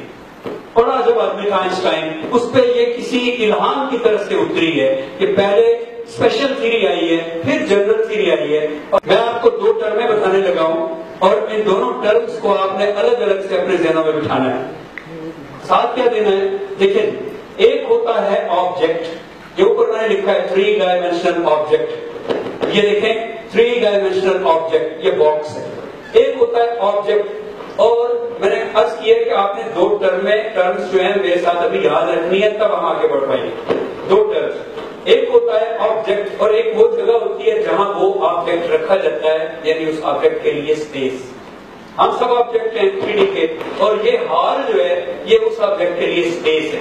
جیسے کہ اس تصویر میں یہ کمرہ اسپیس ہے اور یہ ڈبہ آبجیکٹ ہے. جیسے کہ یہ میز آبجیکٹ ہے لیکن یہ کمرہ اس آبجیکٹ کے لیے اسپیس ہے. تو یہ دو ٹرمز کہ ایک ہوتا ہے ڈرائنگ بورڈ اور ایک ہوتی ہے اس میں رکھی ہوئی ڈرائنگ. اب یہ جو دو ٹرمز میں نے آپ کو بتائی ہیں، آپ نے ان کو غور سے لکھنا ہے. میں دوبارہ بتانے لگا ہوں. یہ ہے 3 ڈائمینشنل آبجیکٹ اور یہ کمرہ ہے 3 ڈائمینشنل اسپیس. یہ آپ سائڈ کے لوگوں کے لیے یہ ہے 3 ڈائمینشنل اسپیس، یہ کمرہ، اور یہ ہے 3 ڈائمینشنل آبجیکٹ. رائٹ؟ اب جس طرح سے 3 ڈائمینشنل آبجیکٹ اور 3 ڈائمینشنل اسپیس الگ الگ چیز ہے. اگر آپ سے کوئی سوال کرے کہ ایک کمرے اور ایک میز میں کیا فرق ہے تو آپ ہنسنے لگیں کہ یہ کیا سوال کر رہے ہیں. لیکن یہ سوال درست ہے. آپ سے اگر کوئی یہ سوال کمرے سے باہر نکل کے کرے تو آپ کہیں گے کوئی فرق نہیں ہے، دونوں 3D کے آبجیکٹس ہیں. لیکن اگر کوئی آپ سے یہ سوال کمرے کے اندر کرے تو آپ کہیں گے کہ یہ میز جو ہے یہ 3D کا آبجیکٹ ہے اور یہ جو کمرہ ہے یہ اس آبجیکٹ کا ڈرائنگ بورڈ ہے. یہ ڈرائنگ اس آبجیکٹ میں بنائی گئی ہے، اس میں رکھی گئی ہے. اب ذرا اس لیے بار بار آپ سے کہہ رہا تھا توجہ کہ اب ذرا دوسری چیز غور سے دیکھیے گا. جیسے میں نے یہ دو بتائے، یہ آبجیکٹ اور یہ اسپیس. اب ذرا یہاں دیکھیے، یہ جو بورڈ ہے، اس بورڈ کی بیرونی سرفیس کی میں بات کر رہا ہوں. اس کی سائڈز کو آپ نہ دیکھیے گا، سائڈز کی وجہ سے یہ بھی 3D کا آبجیکٹ ہے. اس کی بیرونی سرفیس جیسے کاغذ اوپر سے، جیسے وائٹ بورڈ، بلیک بورڈ اوپر سے، کوئی بھی، یا یہ چہرے کے باہر سے، یا یہ اس کی بیرونی سطح جہاں لکھا جا سکے، ہر اس چیز کو 2 ڈائمینشنل سرفیس کہتے ہیں. سو آپ ذرا دیکھیے گا کہ یہ جو بورڈ ہے اس کے ساتھ میں نے لکھا ہے 2D اسپیس، جیسے میں نے اس پورے کمرے کے ساتھ لکھا تھا 3D اسپیس. سو یہ بورڈ جو ہے یہ 2D کی اسپیس ہے، اور اس بورڈ پر جو شیڈو ہے، 2 ہاتھ ایسے شیڈو بنا رہے ہیں، یہ شیڈو ہے 2D آبجیکٹ. اگر میں آپ سے سوال کرتا کہ آپ نے کبھی زندگی میں 2 ڈائمینشنل آبجیکٹ دیکھا ہے، میں سوال کرتا کہ آپ نے 3 ڈائمینشنل آبجیکٹ دیکھا ہے، تو آپ کہتے یہ ہے، آپ کہتے یہ ہے، آپ کہتے ہاں میں. 3 ڈائمینشنل آبجیکٹ تو ہر چیز ہے. اگر میں آپ سے سوال کروں کہ آپ نے کبھی لائف میں 2 ڈائمینشنل آبجیکٹ دیکھا ہے تو آپ مجھے کیا جواب دیتے؟ شیڈو، صرف شیڈو. آپ کاغذ کو نہیں کہہ سکتے کہ 2 ڈائمینشنل ہے، کاغذ میں تھوڑی سی موٹائی ہوتی ہے. آپ پین سے لکھی ہوئی، انک سے لکھی ہوئی چیز کو بھی نہیں کہہ سکتے کہ آپ اس کو مائکروسکوپک لیول میں جا کے دیکھیں گے اس میں تھوڑی سی موٹائی ہوگی. ہم صرف شیڈو کے بارے میں کہہ سکتے ہیں، شیڈو کے اوپر شیڈو ڈال دیں، شیڈو کے اوپر شیڈو کی ایک لیئر، دوسری لیئر، تیسری لیئر، 1000 لیئر ڈال دیں، کیا موٹائی پیدا ہوگی؟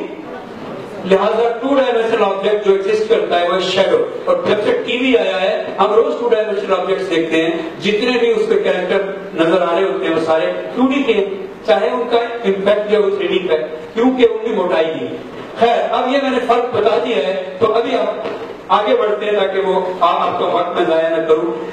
آئنسٹائن نے جب کنسٹرکٹ کیا ٹائم اینڈ اسپیس کا آپس کا رشتہ، تو اس نے اس طرح سے سوچا جو میں آپ کو بتانے لگا ہوں. اس کو ٹریشیم اور گینن میں، ایک روسی مفکر نے جس کا نام ہے اوسپنسکی، اپنی کتاب ٹریشیم اور گینن میں بڑی تفصیل سے ایسے ہی لکھا ہے جیسے میں آپ کو بتانے لگا ہوں. دیکھیے گا، ہمارے پاس اگر ایک نقطہ ہے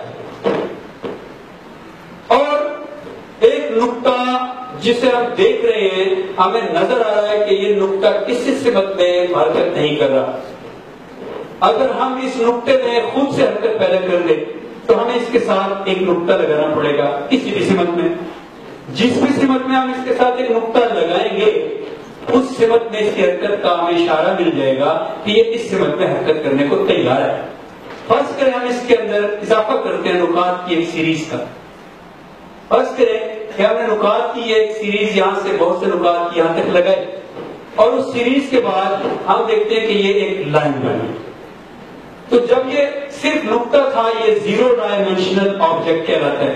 ابھی میں ٹائم اور اسپیس کو انٹرٹوائن کرنے لگا ہوں, اب ساتھ رہیں گے تو ہو سکے گا. دیکھیں یہ zero dimensional object one dimensional object کیسے بنا؟ ایک لائن نقاط کے مجموعے سے ون ڈائمینشنل آبجیکٹ بنی ہے. اب اس میں سمجھنے والی بات کیا ہے کہ شرط یہ ہے کہ جس سمت میں جس ڈائریکشن میں اس کی حرکت نہ ہو اس میں ہم نے اس کی کاپیز کو بڑھانا ہے. ساتھ چلیے گا, فورتھ ڈائمینشن میں بڑا کام آنا ہے. اب اس سمت میں ہم نے بڑھا دیا, ڈائریکشن نہیں تھی, لائن بن گیا. اب آپ سے میں سوال کرتا ہوں کہ یہ لائن جو ون ڈائمینشنل ہے اس کی حرکت اگر آپ سے پوچھی جائے کہ کن سمتوں میں ہے تو آپ بتا سکتے ہیں کہ ایک تو رائٹ میں ہے, ایک تو لیفٹ میں. لیکن اگر آپ سے پوچھا جائے کہ اس میں جو ان نیچرل ڈائریکشنز ہیں جس طرف اس کا رخ ہی نہیں ہے, کرنے کا ارادہ ہی نہیں ہے اس لائن کا, تو کون سی؟ Up and down. ہم فارمولا وہی اپلائی کریں گے, نقطے کے ساتھ ہم نے نقطے رکھے تو فارمولا اپنے ساتھ آخر تک چلنا ہے, ٹائم تک چلنا ہے. نقطے کے ساتھ نقطے رکھے تھے, ایک پاسچولیٹ اور دوسرا پاسچولیٹ کہ اس سمت میں رکھنے ہیں جو ان نیچرل ہے, جو اس میں نہیں پائی جائے. دیکھیں اس میں نیچرل سمت یہ ہے اور نیچرل سمت یہ ہے اور اوپر نیچے نیچرل نہیں ہے. سو اس میں نیچرل ان نیچرل سمت میں ہم لائنیں رکھتے ہیں. دیکھیے ذرا, ہم نے لائنوں کے ساتھ لائنیں جوڑی, آپ سمجھ لینا کہ ساری لائنیں میں نے نیچے تک لگا دی, تو کیا بنا؟ ٹو ڈائمینشنل آبجیکٹ, جیسے کہ ایک شیڈو ہوتا ہے. یعنی ڈائمینشن کا اضافہ کب ہوتا ہے؟ جس ڈائریکشن میں آسپینسکی کا پرنسپل کہلاتا ہے یہ, جس ڈائریکشن میں موومنٹ نہ ہو اس ڈائریکشن میں موومنٹ زبردستی پیدا کرنے سے ایک نئی ڈائمینشن بن جاتی ہے. سمجھ آ گئی اس بات کی؟ اب ہم پچھلے ہی فارمولے کو فالو کریں گے. فارمولا تھا نقطے کے ساتھ نقطے رکھے, پاسچولیٹ تھا جس ڈائریکشن میں اشارہ نہیں موجود. سو اب اس کا یہ جو ایک کاغذ بن چکا ہے, ایک شیڈو, اس کی کس ڈائمینشن میں حرکت نہیں ہے؟ زیڈ ایکسس میں. ہم یوں کرتے ہیں کہ ہم زیڈ ایکسس کا جو ان نیچرل رخ ہے اس پر ہم اس جیسی مزید سرفیسز رکھتے ہیں, اس جیسی مزید سرفیسز اس کے ساتھ جوڑتے ہیں. جیسے نقطے کے ساتھ نقطہ جوڑا, لائن کے ساتھ لائن جوڑی, اب اس کے ساتھ مزید سرفیسز جوڑتے ہیں. آپ نے دیکھا 3 ڈائمینشنل آبجیکٹ کا وجود ہو گیا. اب یہ 3 ڈائمینشنل آبجیکٹ بورڈ پہ نہیں رکھا جا سکتا, کاغذ پہ نہیں رکھا جا سکتا, اس کو اٹھا کر لانا پڑتا ہے اور میز پہ رکھنا پڑتا ہے. ہم سب 3D کے آبجیکٹس ہیں. اب فارمولا اگر پیچھے سے آ رہا ہے اور وہ ایک ہی ہے آسپینسکی کا یا آئنسٹائن کا یا منکوسکی کا, تو یہ منکوسکی کا ایکچولی سر نے آئنسٹائن کا نام لیا, منکوسکی کا ہے جو آئنسٹائن کا ٹیچر بھی بنتا ہے. حساب سے آپ کو ایک دلچسپ بات بتاؤں, آئنسٹائن کو ریاضی نہیں آتی تھی. اسپیشل تھیوری آف ریلیٹیوٹی پیش کرنے کے بعد تک جنرل تھیوری کے زمانے میں آئنسٹائن کی ریاضی کا لیول بہت کمزور تھا. آئنسٹائن نے جنرل تھیوری کے لیے 3 سال باقاعدہ ریاضی سیکھی ہے, math. So Einstein was a guy who just did things, who just didn't do math. اس نے مطلب کیا جیسے ایک جینوئن بندہ کرتا ہے.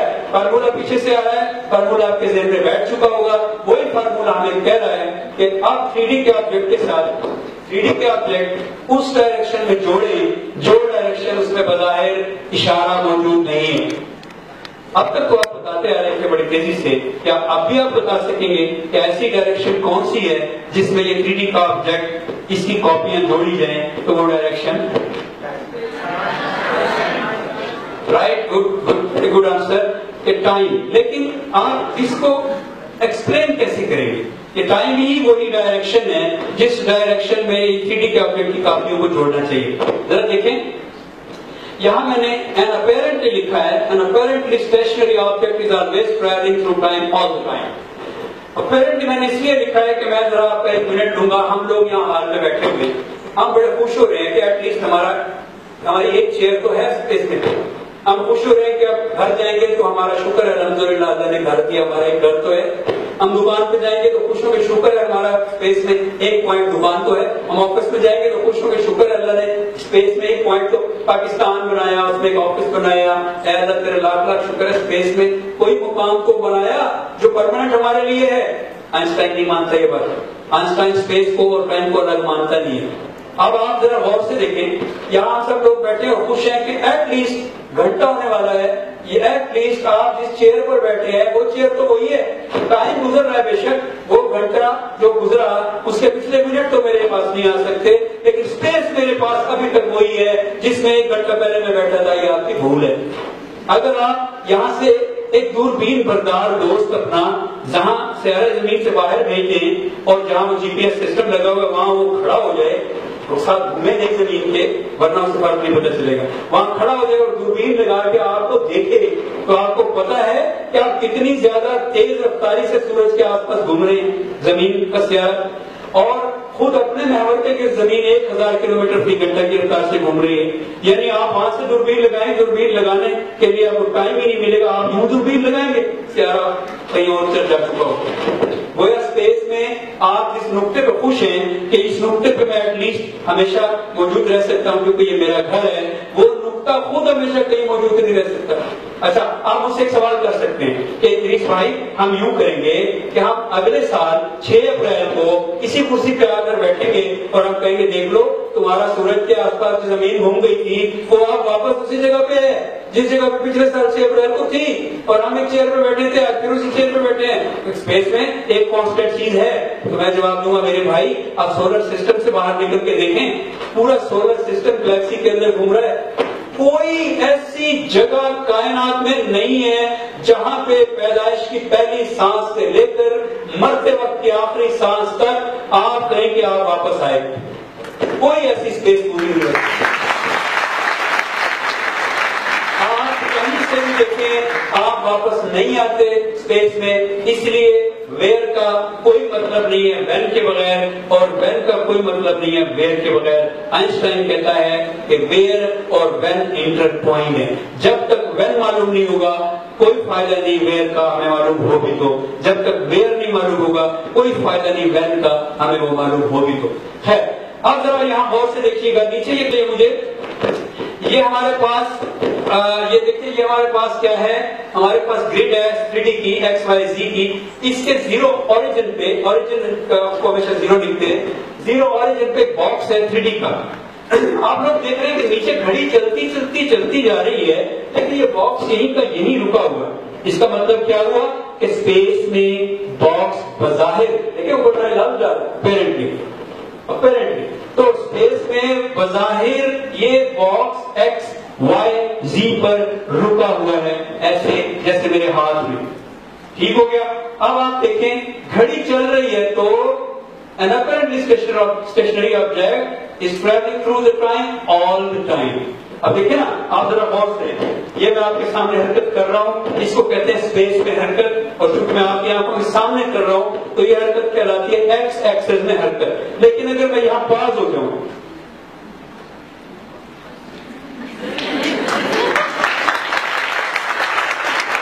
I am passing through time frame by frame by frame by frame by frame.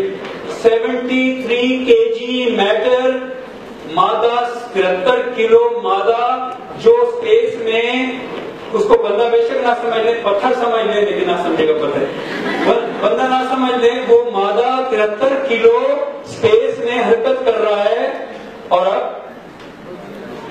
رک نہیں گیا, اب اسپیس ٹائم میں حرکت کر رہا ہے. اگر آپ اسپیس ٹائم وقتی طور پر نہ بولے تو زیادہ سمجھ آئے گی. ٹائم میں حرکت کر رہا ہے frame by frame by frame. دیکھیں نا جب یہاں پہ پاس ہوا 73 kg تو آگے بڑھ رہا ہے ایک ڈائریکشن میں, ایک ایسی ڈائریکشن جو 3D کے آبجیکٹ میں نہیں ہے لیکن اس میں بڑھ رہا ہے. ذرا یہاں دیکھیں وہ میں آپ کو دکھاتا ہوں. یہ نیچے اگر آپ اوپر اوپر دیکھیں تو یہ لیفٹ رائٹ بھی ایک لائن ہے, یہ ڈاؤن اپ بھی ایک لائن ہے, فرنٹ بیک بھی ایک لائن ہے, لیکن یہ تو گھڑی کے ساتھ ایک ڈائریکشن ہے, بیکورڈ اور فارورڈ, یہ بھی تو ایک لائن ہے. اور جو 3D کے آبجیکٹ کے ساتھ آبجیکٹ جوڑے, جیسے ہم نے پہلے نقطے کے ساتھ نقطہ جوڑا, لائن کے ساتھ لائن جوڑی, سرفیس کے ساتھ سرفیس جوڑی, اب 3D کے آبجیکٹ کے ساتھ جو آبجیکٹ جوڑے ان کے دیکھیں فریمز میں نے بنائے ہیں یہاں. آبجیکٹ کے ساتھ آبجیکٹ جوڑے کیونکہ یہ 4th ڈائمینشن ہے, اس لیے 4th ڈائمینشن میں اب وہ آبجیکٹ ہم ویسے کر جوڑ دیتے, ڈبا پھر ڈبا پھر ڈبا, وہ تو آپ کہتے کہ یہ 3D میں رکھ دیا بھائی آپ نے, تو بہت سے ڈبے رکھ دیے, یہ تو اسی ڈائریکشن میں رکھ دیے جو آلریڈی ایکس ایکسس ہے, اس لیے ہم اس ڈائریکشن میں اب رکھ رہے ہیں جو وہاں اوپر والوں میں نہیں ہے. اور یہ نئی ڈائریکشن ہے, ٹائم کی ڈائریکشن, اس میں مسلسل یہ آبجیکٹ سفر کر رہا ہے, اور جو آبجیکٹ 3D کا ہو جاتا ہے وہ مسلسل ایک نئی ڈائریکشن اس میں نہیں ہوتی, اس میں ٹریول کرتا رہتا ہے, دیٹ از ٹائم. جواب آپ کا درست تھا, لیکن اس کانسیپٹ کو پرفیکٹ کمپلیٹ ہم نے اب کیا. میرے خیال میں آپ کو یہاں تک سمجھ آ گیا ہوگا کہ how it becomes a 4th dimensional object. سو اگر آپ اس کو گراف پہ لائیں, اگر آپ سائنٹیفک زبان یوز کریں اس کو گراف پہ لائیں, تو ہم اسپیس کو نیچے زمین پہ گراف بناتے ہیں, اور ٹائم کا ہمیشہ ورٹیکل, اسپیس کا ہمیشہ ہاریزونٹل گراف بناتے ہیں. اب آپ دیکھیں کہ یہ باکس جو تھا, یہ باکس, یہ لیفٹ اس میں ایکس ایکسس میں, وائی ایکسس میں اور زی ایکسس میں یہ باکس رکا ہوا, اور یہ باکس ٹائم میں مسلسل حرکت کر رہا ہے. تو جو رکا ہوا ہے اسپیس میں, تو دیکھیں اسپیس میں ہم نے اس کو 0 رکھا ہوا, اور ٹائم میں ہم نے اس کو اوپر کم لے گئے. سو ہر وہ چیز جو رکی ہوئی ہوتی ہے, جب اس کا گراف بنایا جائے گا تو رکی ہوئی چیز کا گراف آپ اپنے فریم آف ریفرنس سے ورٹیکل سیدھا بنائیں گے, اور ہر وہ چیز جو حرکت کر رہی ہوتی ہے, اب یہ حرکت تو ٹائم کی ہے, ہر وہ چیز جو حرکت کر رہی ہوتی ہے, جیسے ویسے یہ بھی حرکت معمولی ہے, زیادہ تر ٹائم کی دکھائی گئی ہے. اب دیکھیں نا ٹائم فریم بائی فریم کیسے پاسٹ سے فیوچر ہوتا ہے. یعنی یہ کھلاڑی گولف کا جو ہٹ کرنے سے پہلے پاسٹ میں تھا, ہٹ کمپلیٹ کرنے کے بعد فیوچر میں آ گیا, اور یہ frame by frame by frame by frame by frame travelling in to a direction, that direction an object of 3D اس کے پاس نہیں, وہ ڈائریکشن اس میں نہیں تھی, اب اس ڈائریکشن میں اس نے ٹریول کیا ہے. اسی کہتے ہیں ٹائم میں ٹریول کیا اس نے. ٹائم میں ہر آبجیکٹ ٹریول کرتا ہے. یاد رکھیے کہ ہر رکا ہوا آبجیکٹ ٹائم میں روشنی کی رفتار سے سفر کر رہا ہوتا ہے, اس کی رفتار شیئر ہوتی ہے اسپیس میں. خیر بہت ٹیکنیکل ہو جائے گا, آگے بڑھتے ہیں. یہاں پہ اگر آپ کو نظر ہے مطلب بہت ہے, تو یہ آئنسٹائن کھڑا ہے اور یہ ہنری ہے. آئنسٹائن کھڑا ہے اور ہنری ایک کارٹ میں ہے, کار سی ہے, اور وہ جا رہی ہے. تو جب آئنسٹائن کا گراف بنے گا ٹائم میں تو سیدھا بنے گا, اسی کہتے ہیں ورڈ لائن, اور جو ہنری کا بنے گا تو ترچھا بنے گا. اب اگر یہاں تھوڑی سی آپ توجہ رکھیں, یہ میں ادھر والوں کو بھی بتا دوں کہ جو آئنسٹائن کھڑا ہے یہ کھڑا ہے, اور جو ہنری ہے یہ چل رہا ہے. سو آئنسٹائن کا جو گراف بنے گا ٹائم میں وہ سیدھا بنے گا, کیونکہ ہم پیچھے دیکھ آئے ہیں یہ گراف, یہ باکس کا گراف سیدھا کیوں بنا, کیونکہ ٹائم میں باکس رکا ہوا تھا اسپیس میں, یہ اسپیس میں رکا ہوا تھا. اسپیس میں رکے ہوئے آبجیکٹ کا ٹائم میں گراف سیدھا بنتا ہے, اسی لیے ہنری کا گراف یہاں پہ آئنسٹائن کا گراف سیدھا بنایا گیا ہے, اور ہنری جو حرکت کر رہا ہے اس کا گراف ترچھا بنایا گیا.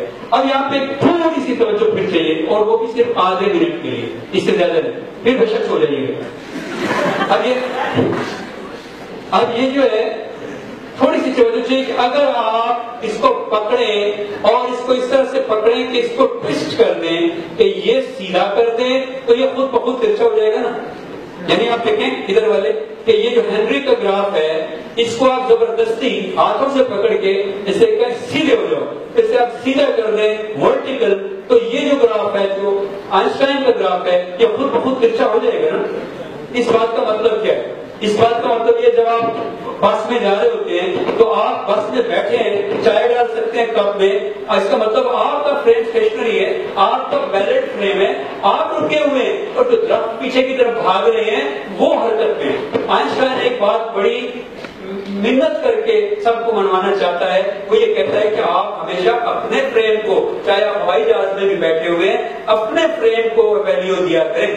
آئنسٹائن اس طرح کا بندہ ہے, وہ کہتا ہے کہ آپ ہوائی جہاز میں بیٹھے ہیں, ہوائی جہاز جو ہے نا یہ بس کل کائنات ہے, اور جو نیچے زمین بھاگتی ہوئی آ رہی ہے نا، یہ پتہ نہیں کون ہے بھاگ رہا ہے.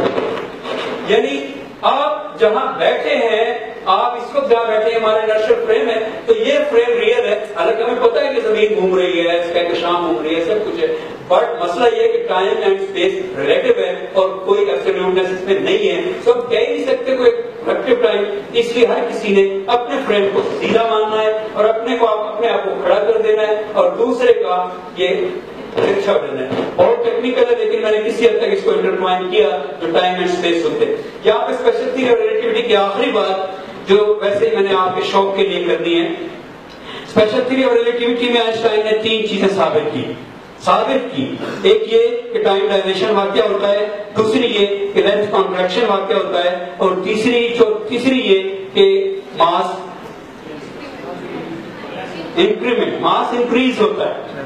اب اس بات کی تفصیل میں نہیں جاؤں گا، اس لیے بہت وقت لینے والی بات ہے. صرف یہ بتاؤں کہ یہ آپ دیکھیں یہاں پہ ایک 2 بہنیں ہیں، ٹوین پیراڈاکس اسے کہتے ہیں. اس بہن نے اپنی بہن کو روانہ کیا، تو یہ جو کلاک ہے یہ یہاں پہ موجود ہے. لیکن جب یہ واپس آئی تو اس کے صرف 5 منٹ گزرے ہیں، اور اس کا دیکھیں کتنا زیادہ ٹائم گزرا. یہ اتنا زیادہ ٹائم گزرا، یہ بڈھی ہو گئی ہے، اس کے ہاتھ میں چھڑی ہے، سوٹی ہے.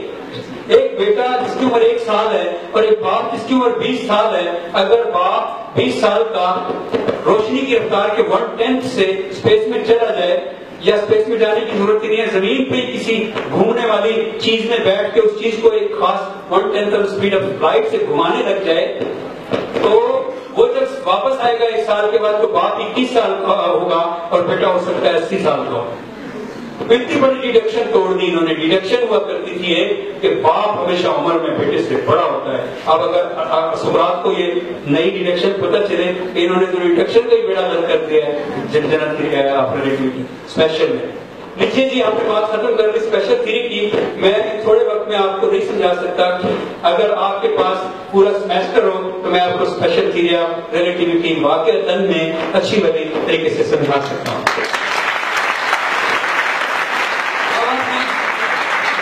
اب آپ نے فلیٹ اسپیس ٹائم ورسز کرو اسپیس ٹائم کا یہ لفظ پڑھا ہے. یہ اس طرف جو لیفٹ سائڈ پہ یہ فلیٹ اسپیس ٹائم جو کہ ایگزسٹ نہیں کرتی ایکچولی، کیونکہ کائنات میں تو آبجیکٹس ہیں چھوٹے چھوٹے پتھر سے لے کے بڑے بڑے کہکشاؤں تک، لیکن یہ جو لیفٹ سائڈ پہ ہے یہ ایگزسٹ کرتی ہے. فلیٹ اسپیس ٹائم ایگزسٹ نہیں کرتی، بٹ اس نے کریٹ کیا اسپیشل تھیوری کو، اس کے لیے ہمارے دل میں عزت ہے. لیکن جنرل تھیوری جو ہے وہ کرو اسپیس ٹائم ہے اور یہ لیفٹ سائڈ پہ موجود ہے. اس کے بعد ہم دیکھتے ہیں کہ ہاں پھر ایک بار توجہ کی درخواست. دیکھیں اوپر میں نے کیا لکھا ہے، the happiest thought of my life. اگر آپ گوگل میں یہ لفظ ڈالیں the happiest thought of my life تو آپ کو بھی یہ پتہ چلے گا کہ آئنسٹائن نے بولا تھا. آئنسٹائن نے کہا کہ میری زندگی کی سب سے خوشی دینے والی سوچ کون سی تھی.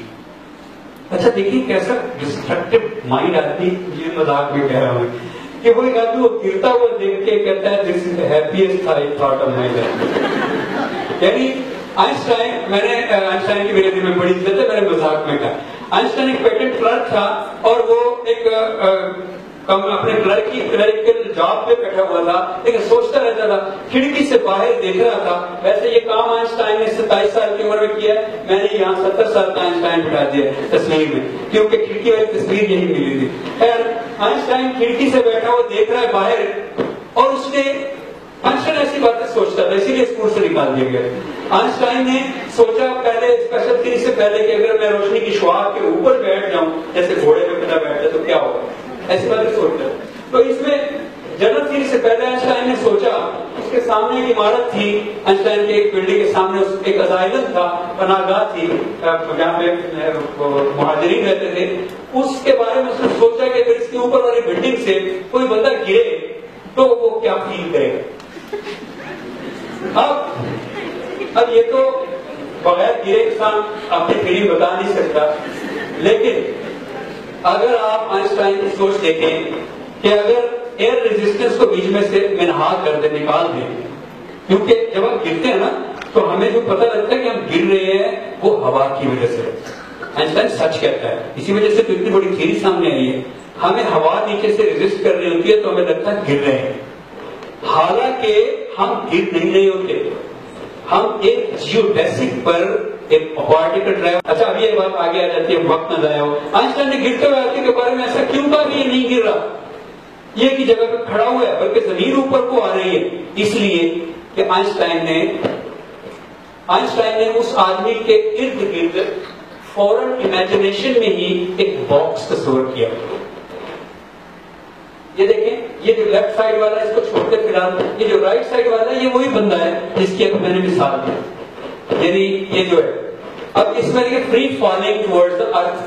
اب یہ بندہ اس کے آس پاس فوراً آپ ایک باکس سوچیں تو کیا ہوگا کہ وہ باکس بھی گر رہا ہوگا ظاہر اسی رفتار سے, اور بال بھی اور گرنے والا بندہ بھی. تو وہ بندے کے پیر زمین پہ نہیں لگیں گے. اگر آپ باکس کے اندر سے دیکھیں گے تو لگے گا جیسے اسپیس میں وہ رہا ہوا, یعنی اوپر اسپیس میں.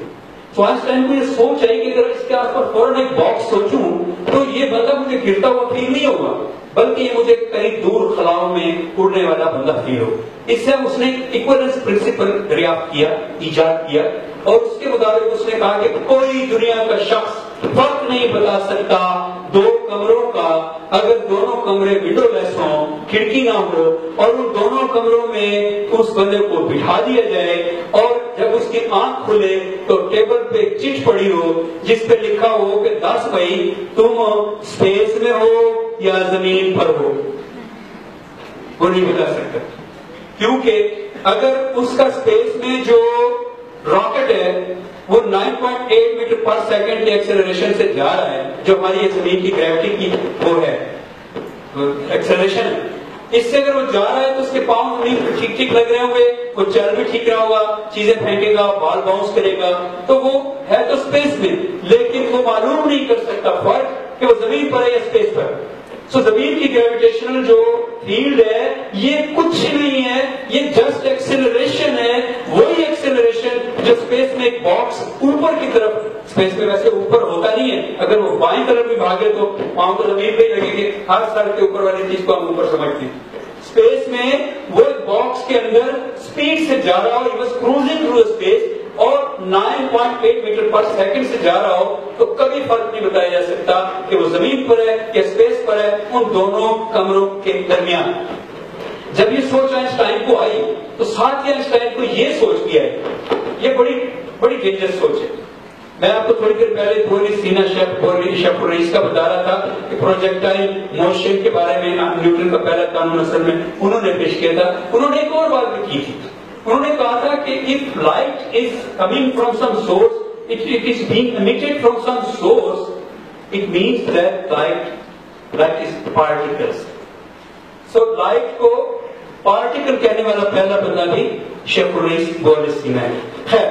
تو پارٹیکل اگر لائٹ ہے تو ذرا تصور کیجئے گا, پھر مجھے آپ کا ایک سیکنڈ توجہ والا چاہیے, ذرا تصور کیجئے گا کہ یہی باکس جس میں آئنسٹائن نے پہلے بندے کو دیکھا کہ وہ اڑتا ہوا ہی فیل ہوتا رہے گا زمین تک, ہاں جب زمین کے ساتھ باکس لگ جائے گا تو تب اسے بھی پتا لگ جائے گا کہ وہ دراصل خلا میں نہیں تھا, ہے. تو اسی طرح کا باکس یہ والا سوچ لیں, اور یہاں ایک فوٹان سوچ لیں, ایک فوٹان, ایک ذرہ, پارٹیکل, لائٹ.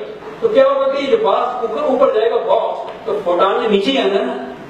اس کا مطلب کہ آئنسٹائن کو فوری طور پہ سوچ آئی کہ اگر میرا ایکویلنس پرنسپل درست ہے تو پھر لائٹ کو بھی گریوٹی کے اثر میں گرنا چاہیے.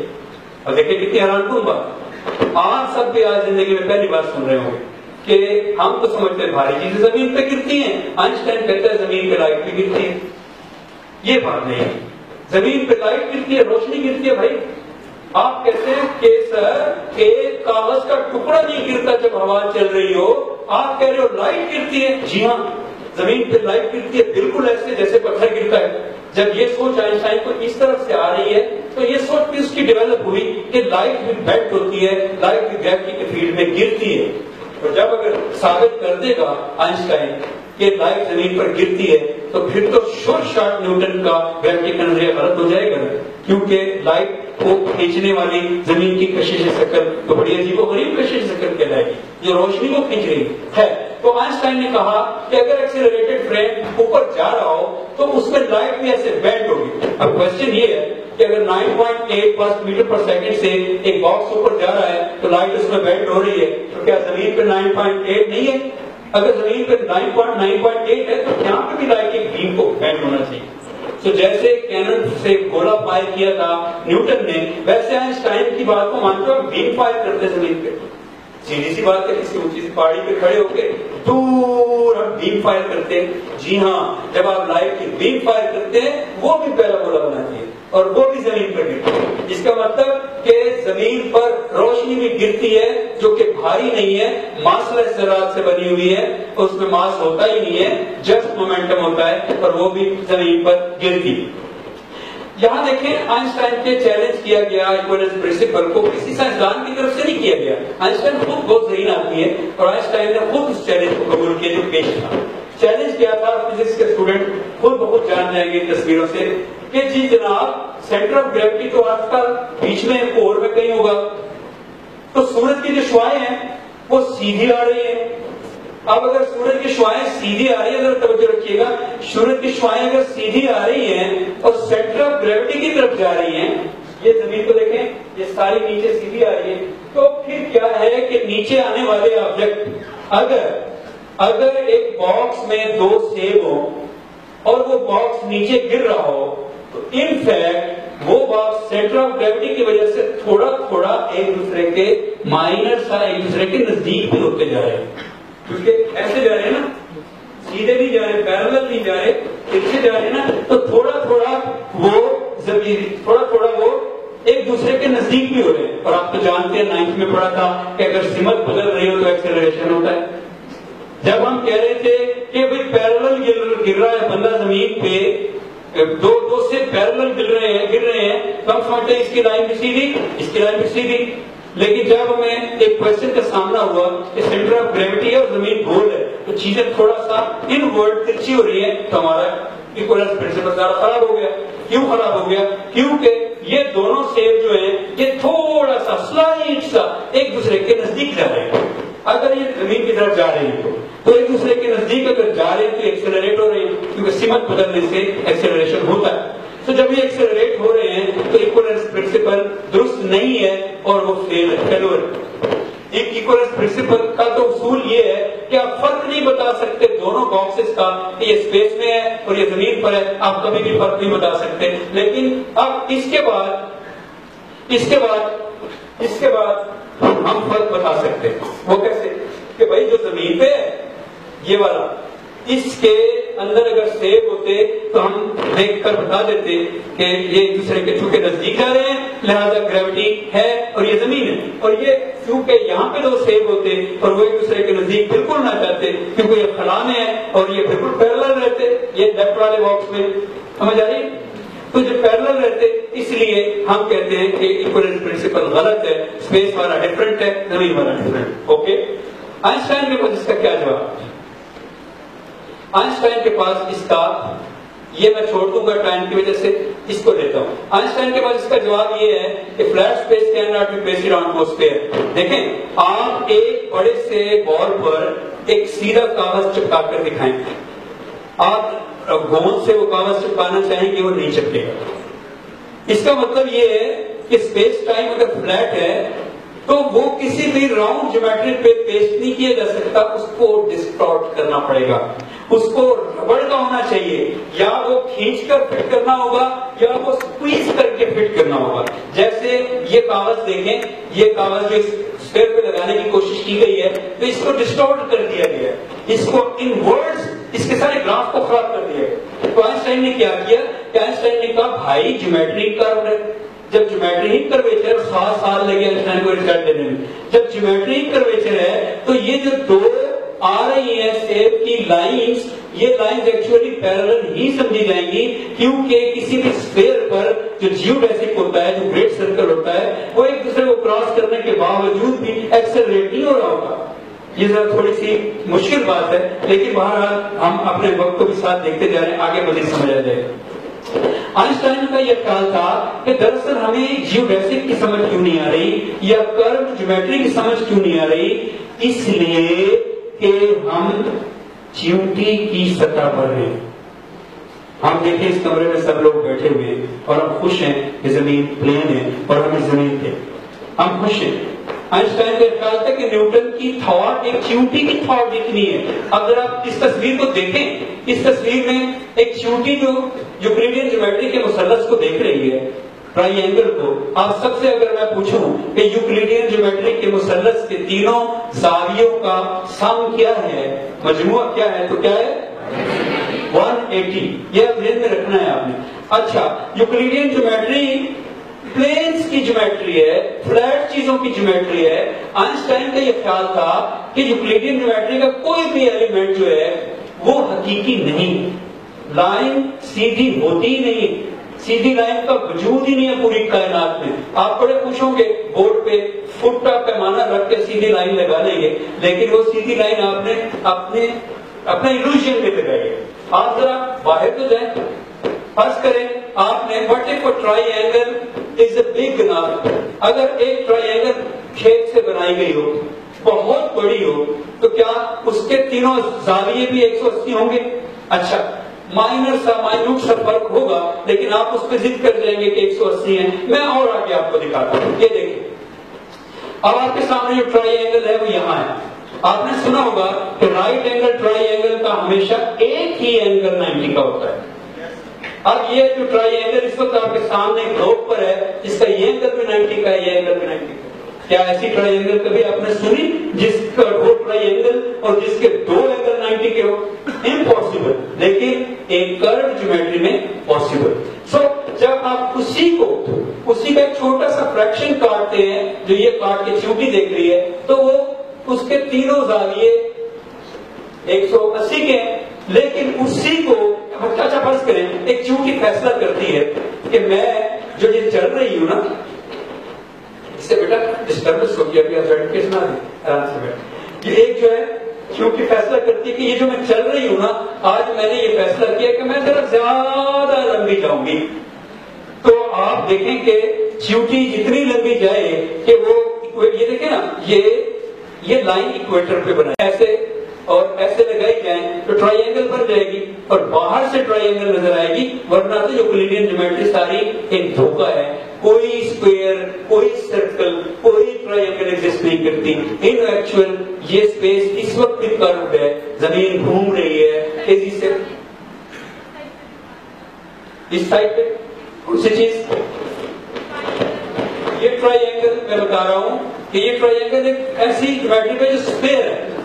یہاں تک ہم پہنچے ہیں کہ جب ہم اس کو چیونٹی بن کے دیکھتے ہیں تو ہمارے لیے چیزیں چھوٹی چھوٹی ہیں نا. ہم ابھی انسان جوان ہو رہے ہیں, بڑے ہو رہے ہیں, تو ہم اس پہ ابھی بنائیں گے, سیدھی لائن بھی لگا لیں گے, مربع, مستطیل, مثلث, لیکن وہ حقیقی نہیں ہوگی. اگر ہم اوپر چلے جائیں اور وہاں سے جی پی ایس سسٹم کے ذریعے غور کریں تو ہمیں پتہ چلے گا کہ یہ چیونٹی کے لیول کا ویژن تھا جہاں پہ ہم چیزوں کو سیدھا سمجھتے رہے. ورنہ کوئی چیز بھی سیدھی نہیں ہو سکتی, ایک لائن بھی, وہ بھی کرو ہوگی. تو یہ جو فلیٹ اسپیس مسٹ ڈسٹورٹ. اگر آپ اسپیس فلیٹ مانیں گے, یہ والی اسپیس فلیٹ مانیں گے, تو چونکہ سارے اسٹرونومیکل آبجیکٹ جو ہوتے ہیں وہ راؤنڈ ہوتے ہیں, تو اس پہ فلیٹ اسپیس فٹ نہیں ہو سکتی. Must be distorted, so must distort. So یہ اس طرح کی جیومیٹری آئنسٹائن سے پہلے منکوسکی اور میتھمیٹک ایک مشہور قول ہے, جرمن میں بولا جاتا ہے کہ ہماری گلیوں کے ہائی اسکول کے بچے جو جیومیٹری حل کر سکتے تھے, آئنسٹائن نے اس جیومیٹری کی مدد سے جنرل تھیوری آف ریلیٹیوٹی دریافت کی. آئنسٹائن نے صرف سوچا, یہ شو کسی کا. اچھا آگے جی وقت بچاتے ہیں. Space time is curved in presence of mass. جب space time, یہ دیکھیں نا بچیوں نے یہ بنایا ہے, اگر ویسی پرفیکشن اس میں نہیں ہے, لیکن آپ دیکھیں نا کہ اس میں اگر یہ جو آبجیکٹ اس جال میں یہاں پڑا ہوا ہے, اگر یہ ایک پلانٹ ہے, آپ ایک بات ذرا توجہ دیجیے گا, بڑا مزہ آئے گا آپ کو. ہم نیوٹن کے دور میں سمجھتے تھے کہ زمین سورج کے گرد گول دائرے میں گھومتی ہے.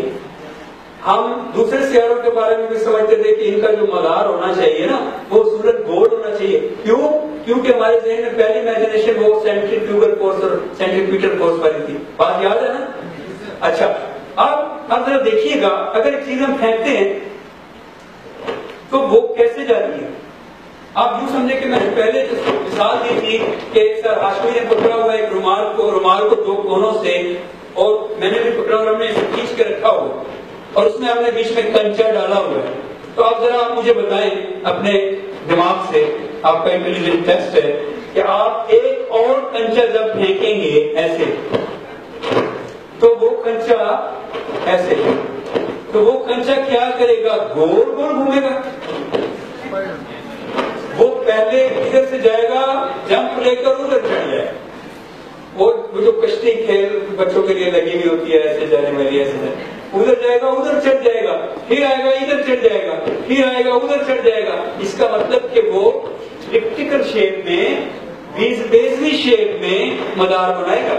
اور اگر وہ چاند کی طرف سے 17,500 کلومیٹر سے فائر کیا گیا گولا باہر کو کیا جو اندر بھی نہیں آ سکتا، وہ ہوا، تو کام بیزوی کرے گا، کرتا مسلسل رہے گا. ویلوسٹی کانسٹنٹ ہو چکی ہے، کرتا مسلسل رہے گا. لہذا آئنسٹائن کی جنرل تھیوری کی وجہ سے صرف ایک مسئلہ حل نہیں ہوا، ہزاروں مسئلے حل ہوئے کہ بیزوی کیوں ہوتے ہیں، مدار اور سارا کپڑا سمجھنے کی وجہ سے. نیکسٹ یہ دیکھیں، آئنسٹائن کی تھیوری کو فرسٹ پروف جو ہے 1919 میں ہی مل گیا تھا. اچھا یہ دیکھیں سائنس کمیونٹی کے لوگ کتنے اچھے ہوتے ہیں. 1919 پہلی جنگ عظیم کے عروج کا زمانہ ہے، اور جرمن اور برطانیہ دونوں کے درمیان یہ جنگ تھی، اور ان کے درمیان بے پناہ دشمنی تھی. اور جب آرتھر ایڈنگٹن نے، یہ جو تصویر ہے، آرتھر ایڈنگٹن برٹش ہے، جب اس نے رائل سوسائٹی آف سائنسز کو کہا کہ میں آئنسٹائن کی جنرل تھیوری آف ریلیٹیوٹی کو پروو کرنے کے لیے ایک تجربہ کرنا چاہتا ہوں، تو انہوں نے کہا تمہارا دماغ خراب ہو گیا، دشمن ملک کا سائنسدان ہے، ہمارا پیسہ برباد کرو گے. تو اس نے جواب میں کہا اگر وہ فیل ہو گیا تو پھر تو ہماری جیت ہو جائے گی نا، کہ بھائی برٹش سائنسدان نے جرمن سائنسدان کو فیل کر دیا. تو انہوں نے کہا چلو پھر بھی سائنس کمیونٹی کا یہ مہربانی ہے کہ انہوں نے پیسے دیے این دشمنی کے زمانے میں، اور افریقہ میں جا کے ایک سورج گرہن کے دوران اس نے کچھ ایکس رے کے ذریعے، جو اس زمانے کی فوٹوگرافی کا طریقہ تھا، تصویریں لی. تو ان تصویروں سے اس نے، یہ ایکس رے والی وہی تصویریں، اس نے تصویریں لی، اس نے یہ دیکھا کہ جو سٹار ارتھ سے ایلوژن اس کا یہاں نظر آتا ہے، وہ سٹار ایکچولی یہاں تھا، اور اس کی جو شعاع تھی وہ یہاں آ کر بینڈ ہوتی تھی اور مڑ کر پھر واپس آ رہی تھی. وہ سورج کی جو گریوٹی ہے، اس گریوٹی نے اس کو اپنے اندر گرا لیا تھا. اور 1919 میں ہی ثابت ہو گیا کہ آئنسٹائن نے جنرل تھیوری آف ریلیٹیوٹی جو پیش کی ہے وہ پروف، اس کا ایویڈنس موجود. جو دوسرا پروف،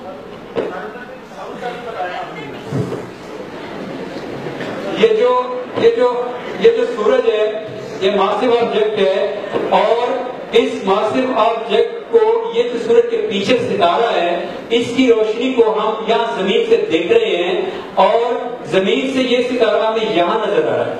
یہ ایلوژن ہے کیونکہ یہ سورج گرہن کے دوران نظر آیا، یہ والا یہ ایلوژن ہے. تو اصل ستارہ یہاں ہے. اب اس ستارے سے آنے والی روشنی آ رہی ہے، جب گریوٹی میں پہنچتی ہے سورج کی تو مڑ جاتی ہے، بینڈ ہوتی ہے، اور بینڈ ہو کے جاتی ہے. اس سے ثابت ہو گیا ایکس رے کے ذریعے. 8 تصویریں اس نے لی تھی، 3 خراب ہو گئی تھی. 5 تصویروں سے ثابت کیا آرتھر ایڈنگٹن نے کہ Einstein was right, general theory of relativity is right, there is a space time fabric in universe. اور اس کے بعد 1921 میں اس سے بہرحال نوبل پرائز کو فوٹو الیکٹرک افیکٹ پہ ملا، اور 1921 میں ملا. تو یہ آرتھر ایڈنگٹن کو سلام ہے میرا، جس نے برٹش ہو کر جرمن سائنٹسٹ کو پروف کیا. اس کے بعد یہ جو دوسرا پروف ہے، سیکنڈ پروف، اس کے ساتھ مجھے ایسے بھی محبت ہے، اس کے ساتھ تھوڑا سا ہمارا بھی تعلق ہے. یہ دوسرا پروف جائروسکوپ کا پروف ہے. آپ لوگوں کو نظر نہیں آئے گا، یہاں کا سسٹم تھوڑا کمزور ہے. یہ جائروسکوپ سے، جائروسکوپ کہتے ہیں لٹو کو، لٹو جو بچپن میں ہم ایسے گھماتے تھے اور وہ کافی دیر گھومتا رہتا تھا، وہ والا لٹو. جائروسکوپ ایک سائنسدان کا آئیڈیا تھا، پھر ٹیم ناسا کی نے مل کے اس پہ کام کیا. 50 سال تک ناسا نے جائروسکوپ پر پیسہ لگایا. ان کا خیال تھا کہ جب ہم جائروسکوپ کو زمین کے آربٹ میں بھیجیں گے اور اس کو اٹیچ کریں گے دور دراز کے ایک ستارے کے ساتھ، اس کی ایک شعاع کو دور دراز کے ستارے کے ساتھ اٹیچ کریں گے، تو اگر اسپیس ٹائم کروڈ ہوا تو جائروسکوپ ایسے ایسے کرے گا ایک خاص رخ پہ. اور 75 ڈگری ہے، ان کی خاص ڈگری تھی، 75 نہیں، ایک خاص ڈگری بناتا چلا جائے گا. تو وہ جب 50 سال لگا کر، لاکھوں کروڑوں پیسے روپے لگا کر تھک گئے کہ جائروسکوپ کا پہنچ گئی، بھیجی گئی، کام کرنے لگ گئی، لیکن ریزلٹ تھوڑی سی کسی ٹیکنیکل خرابی کی وجہ سے آ نہیں رہا تھا، تو یہ فیصلہ کیا ناسا نے یہ پروجیکٹ بند کرتے ہیں اور لاکھوں ڈالر ضائع کرتے ہیں۔ اس وقت سعودی عرب نے پیسہ دیا۔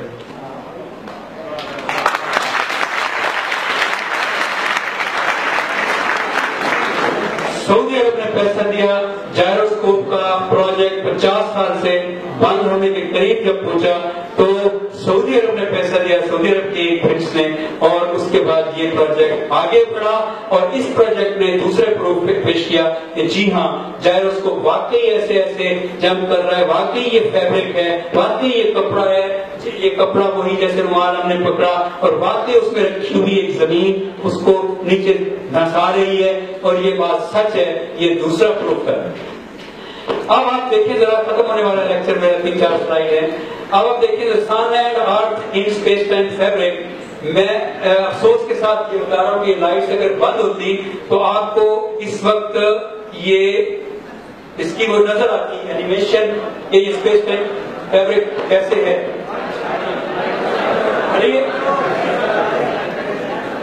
نہیں اب رہنے دیں، اچھا چلو نیکسٹ یہ کہ پوری گلیکسی اسپیس ٹائم فیبرک کو بینڈ کر رہی ہے۔ یہاں اس جگہ پہ دیکھتے جائیں تو نظر آئے پوری گلیکسی اگر بات ہو سکتی ہے تو کر دیں۔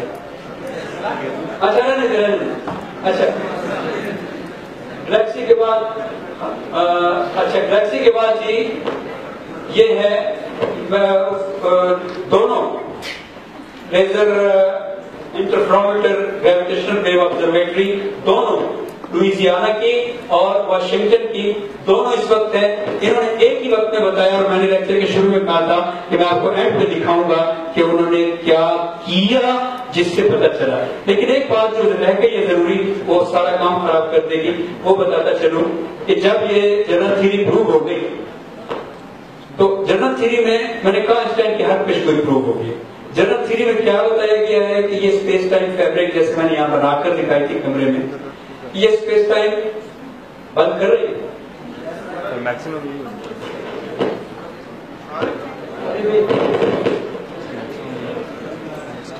نہیں اگر ٹھیک سے نظر نہیں، بس ٹھیک ہے رہنے دیں، اب ویسے بھی ختم ہونے والا ہے تو جلا دیں، ہم اپنا کام تو کریں۔ میں بات آگے بڑھاتا ہوں، آپ جلا دیں جی۔ تو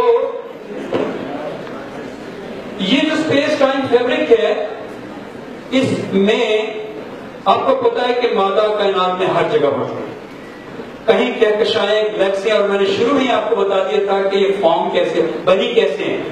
جب ہم دو چھوٹے چھوٹے ذرے ایک جیسی ویلاسٹی کے خلا میں دیکھتے ہیں تو چھوٹے چھوٹے ڈمپل بنتے اور وہ آپس میں نزدیک ہوتے تو ڈمپل بڑا ہو جاتا ہے۔ یہ ذہن میں ہے نا سب کے؟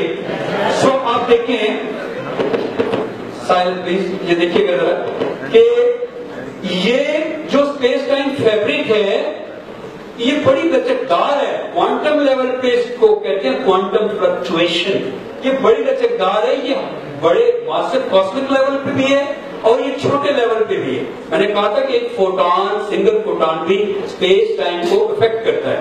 آپ ذرا ایک امیجنیشن کریں، میں اس کی ویڈیو نہیں بنا سکا، نہ مجھے ملی، آپ امیجنیشن کریں ایک فرضی باکس، میں آپ سے ایک تھاٹ ایکسپیریمنٹ کرواتا ہوں۔ آپ ایک فرضی باکس امیجن کریں، ایسا میرے ہاتھ میں ہے، شیشے کا ہے، اب ہوتا تو نہیں ہے، یہ امپاسبل بات کر رہا ہوں میں، ذرا جلا ہوتا تو نہیں ہے، لیکن آپ امیجن کریں کہ یہ باکس ماس لیس ہے، فرض کرنا ہے نا تھاٹ ایکسپیریمنٹ، یہ باکس ماس لیس ہے۔ اب ماس لیس کون ہوتے ہیں؟ روشنی کی طرح۔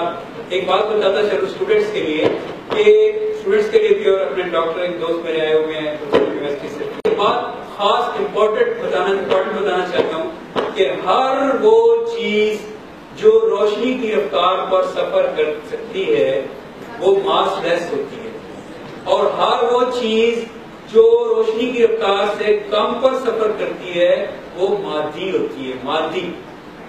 اگر کوئی چیز جو روشنی کی رفتار پر پوری پہ سفر کر رہی ہے اس کا مادہ نہیں ہے، اور اگر کوئی چیز جو روشنی کی رفتار سے کم کو سفر کرے، چاہے 99 ہے، تو وہ مادی ہے، یا الیکٹران ہے یا نیوٹرینو ہے. نیوٹرینو سب سے کم مادی ویٹ ہے اس کا، یعنی وہ ایسی چیز ہے کہ جو وہ مادہ ہے. مادے اور توانائی میں فرق، ایک بات دوہرا رہا ہوں کہ مادے اور توانائی میں فرق اس طرح سے کرنا ہے ہم نے. ہر وہ چیز مادی ہے جو پوری کوشش لگا کر بھی روشنی کی رفتار حاصل نہیں کر سکتی، اور ہر وہ چیز توانائی کا ذرہ ہے جو پوری کوشش کر کے بھی اپنی سپیڈ کو پیچھے نہیں لا سکتی، اپنی سپیڈ کو روشنی کی رفتار سے کم نہیں کر سکتی، مجبور ہے.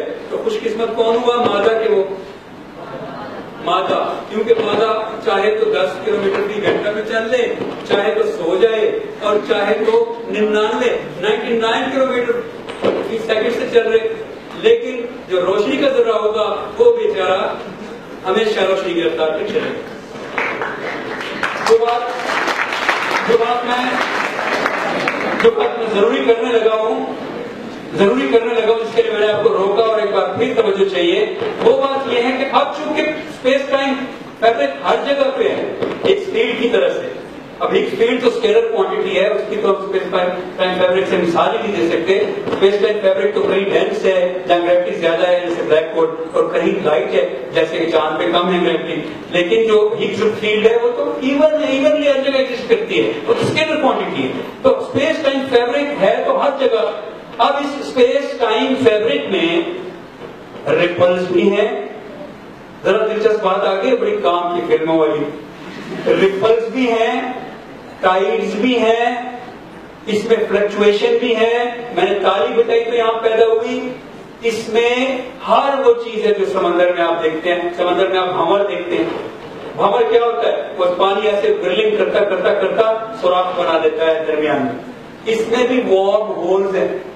وارم ہولز یعنی بھنور ہے اس میں. اور وارم ہول کیا ہے؟ اب آپ سوچیں اسپیس اینڈ ٹائم سے مل کر بنی ہوئی چیز ہے، اور وارم ہول ہے تو اس کے ایک سوراخ سے اگر آپ داخل ہوں گے تو دوسرے سوراخ سے جب آپ نکلیں گے تو کہاں نکلنا چاہیے؟ ہو سکتا ہے آپ محمد بن قاسم کے ٹائم میں نکلیں، ہو سکتا ہے آپ ڈائناسورس کے ٹائم میں نکلیں. کیونکہ آپ گزرے کس وارم ہول میں سے؟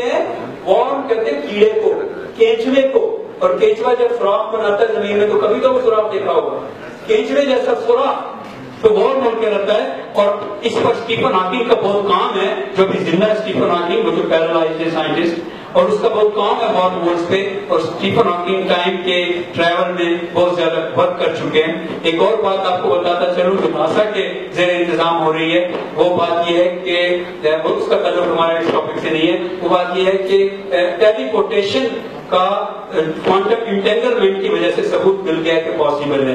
افریقہ کی ایک لیبارٹری میں کامیاب تجربہ کیا گیا ہے ایک جزیرے سے دوسرے جزیرے تک انٹینگلڈ پارٹیکل بھیجنے کا، کہ ایک پارٹیکل انٹینگل وہاں بھیج دیا گیا جب تو یہاں والے پارٹیکل کو شیپ میں چینج کر دیا گیا تو وہاں والا پارٹیکل شیپ میں خود بخود چینج ہو گیا.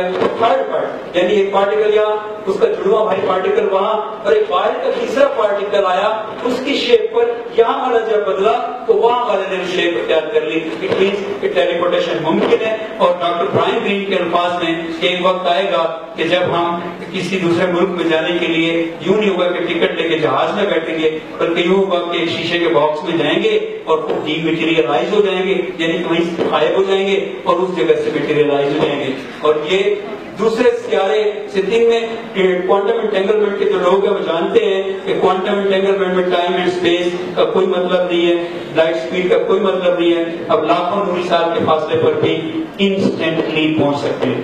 لیکن یہ اس پہ اور کسی بھی لیکچر ہوا کوانٹم انٹینگلمنٹ پہ بات ہوگی. اب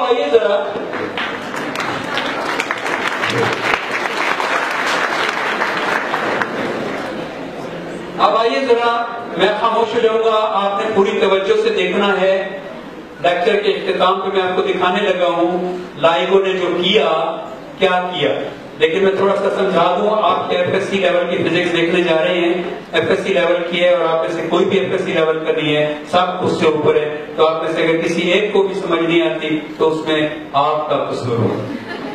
بات یہ ہے کہ جو میں آپ کو دکھانے جا رہا ہوں سر نے یہ بڑی تفصیل سے بتایا ہے، لیکن میں چونکہ ویژول اینیمیشن دکھا رہا ہوں تو سر کی بات جب آپ کے ساتھ اٹیچ کریں گے سمجھ آ جائے گی آپ کو کہ ابھی کیا ہوگا کہ ایک جگہ سے فائر ہوگی لیزر اور وہ دونوں پائپوں کے سروں پہ لگے لینس آئینوں سے جا کے ٹکرائے گی، پھر جب وہ وہاں سے واپس آئے گی تو اس کو آپس میں اس کے ٹرف اور کرسٹ کو آپس میں ایک دوسرے کے ساتھ کینسل کر دینا چاہیے، اور جب وہ کینسل کر دے گی تو انٹرفیئرنس پیٹرن نہیں بنے گا. میں صرف ٹرم اس لیے بول رہا ہوں کہ FSC کی فزکس ہے نا یہی بات. تو انٹرفیئرنس پیٹرن نہیں بنا اگر تو ڈیٹیکٹر ڈیٹیکٹ نہیں کرے گا، اور اگر انٹرفیئرنس پیٹرن بنا تو ڈیٹیکٹر ڈیٹیکٹ کرے گا. انٹرفیئرنس پیٹرن کیوں نہیں بنے گا؟ کیونکہ ٹرف اور کرسٹ ایک دوسرے کو کینسل کر دیں گے. تو یہ آپ نے دیکھنا ہے. ایک ساتھ میں اور بات بتاتا چلوں کہ وہ آپ سلائیڈ یاد کریں جو میں نے شروع میں دکھائی، جس میں میں نے اپنی تصویر لگائی ہوئی تھی کہ زمین پچکا دیتی ہے ہم کو بھی، زمین نہیں گریویٹیشنل ویو پچکا دیتی ہے ہم کو بھی، ایک ذرے کو اس مائک کو بھی پچکا دیتی ہے، اگرچہ بہت تھوڑا لیکن پچکا دیتی ہے. یہ بات ذہن میں رکھیے گا کہ ہم نے دیکھنا یہ ہے کہ لائگو کے بازو جب پوری زمین ایسے ہوئی تو لائگو کے بازو تھوڑی دیر کے لیے چھوٹے بڑے ہوئے اور جس کی وجہ سے انٹرفیئرنس پیٹرن بن گیا. اب یہ اینیمیشن ہے تو آپ نے خاموشی سے دیکھنی ہے، میں اس دوران چپ رہوں گا.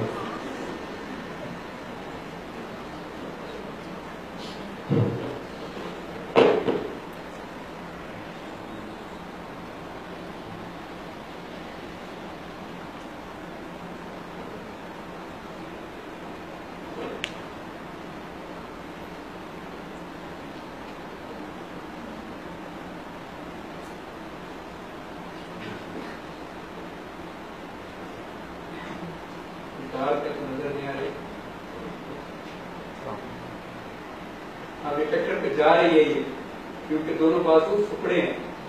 دوبارہ سے چل رہی ہے، دیکھیے گا آپ اس وقت بازو نہیں سکڑیں گے اس لیے انٹرفیئرنس پیٹرن نہیں بنے گا. دونوں بازو برابر رہے، واپس آئی، کینسل کر دیا ایک دوسرے کو، ختم. یہ ادھر ڈیٹیکٹر ہے، ڈیٹیکٹر پہ نہیں ہے. آپ دوبارہ گئی ہے، آپ بازو سکڑ رہی ہے، تو اب واپس آئے گی تو انٹرفیئرنس پیٹرن بنے گا. یہ بن رہا ہے جو نظر نہیں آ رہا لائٹ کی وجہ سے، اور یہاں کی وجہ سے. اب دیکھیں وہ ڈیٹیکٹر پہ ڈیٹیکٹ ہو گئے. بات کی سمجھ آئی آپ کو؟ آخری بات، وائی گریوٹی سو ویک. سر نے بڑی تفصیل سے بتایا کہ گریوٹی بہت ویک ہے. ہمارے پاس یونیورس میں 4 فورسز ہیں. آپ جانتے ہیں کہ اسٹرانگ نیوکلیئر فورس ہے ہمارے پاس، ویک نیوکلیئر فورس ہے ہمارے پاس، الیکٹرو میگنیٹک فورس ہے ہمارے پاس، اور چوتھی کون سی ہے؟ گریویٹیشنل فورس ہے ہمارے پاس. ہم جانتے ہیں کہ ان میں سب سے زیادہ ویک گریویٹیشنل فورس ہے. پہلے بیچاری ویک نیوکلیئر فورس ہوا کرتی تھی، لیکن اب ہم کہتے ہیں کہ گریویٹیشنل فورس سب سے زیادہ ویک ہے. ٹھیک ہے نا؟ اتنی ویک تو ہے. اگر یہاں پہ ابھی لوہے کی ایک چیز گری پڑی ہو اور یہ میگنیٹ ہو تو زمین نے، اتنی بڑی زمین نے اپنی پوری کی پوری کشش ثقل استعمال کر کے اس چیز بیچارے کو کھینچ رکھا ہے. اور میرے پاس الیکٹرو میگنیٹک ویو ہے.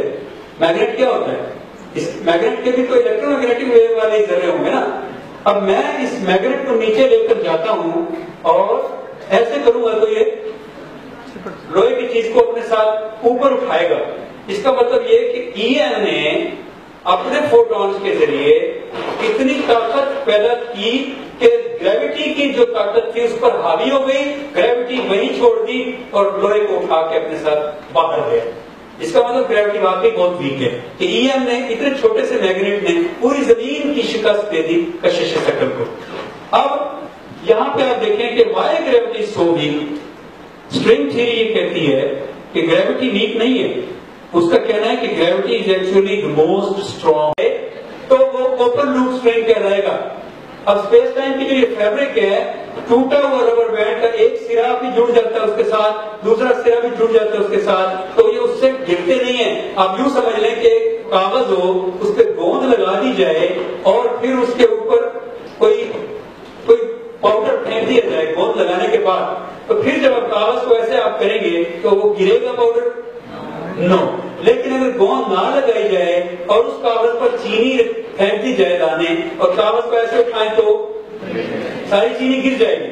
جو اوپن لوپ اسٹرنگز ہیں 10 ڈائمینشنز کی اسٹرنگ تھیوری کی، وہ ایسے ایسے چپک جاتی ہیں اس کاغذ کے ساتھ، کاغذ کو ایسے کریں گے وہ نہیں گریں گی. جو کلوز لوپ اسٹرنگز ہیں وہ گریویٹرونز ہیں.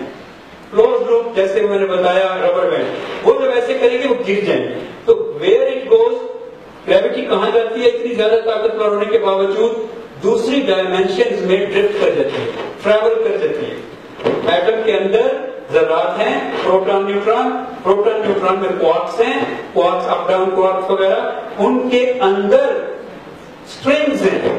اسٹرنگز جو ہے ان کی وجہ سے 10 ڈائمینشن اسپیس کی اور 1 ڈائمینشن ٹائم کی ہے. ابھی تو ہم نے 4 ڈائمینشن سمجھی تھی، اگر 5th ڈائمینشن 6 ڈائمینشن ان کا ہم سوچیں، ہم ابھی خود 3 ڈائمینشنل اینٹیٹیز ہیں، کیا 4 ڈائمینشنل اینٹیٹیز نہیں ہو سکتی؟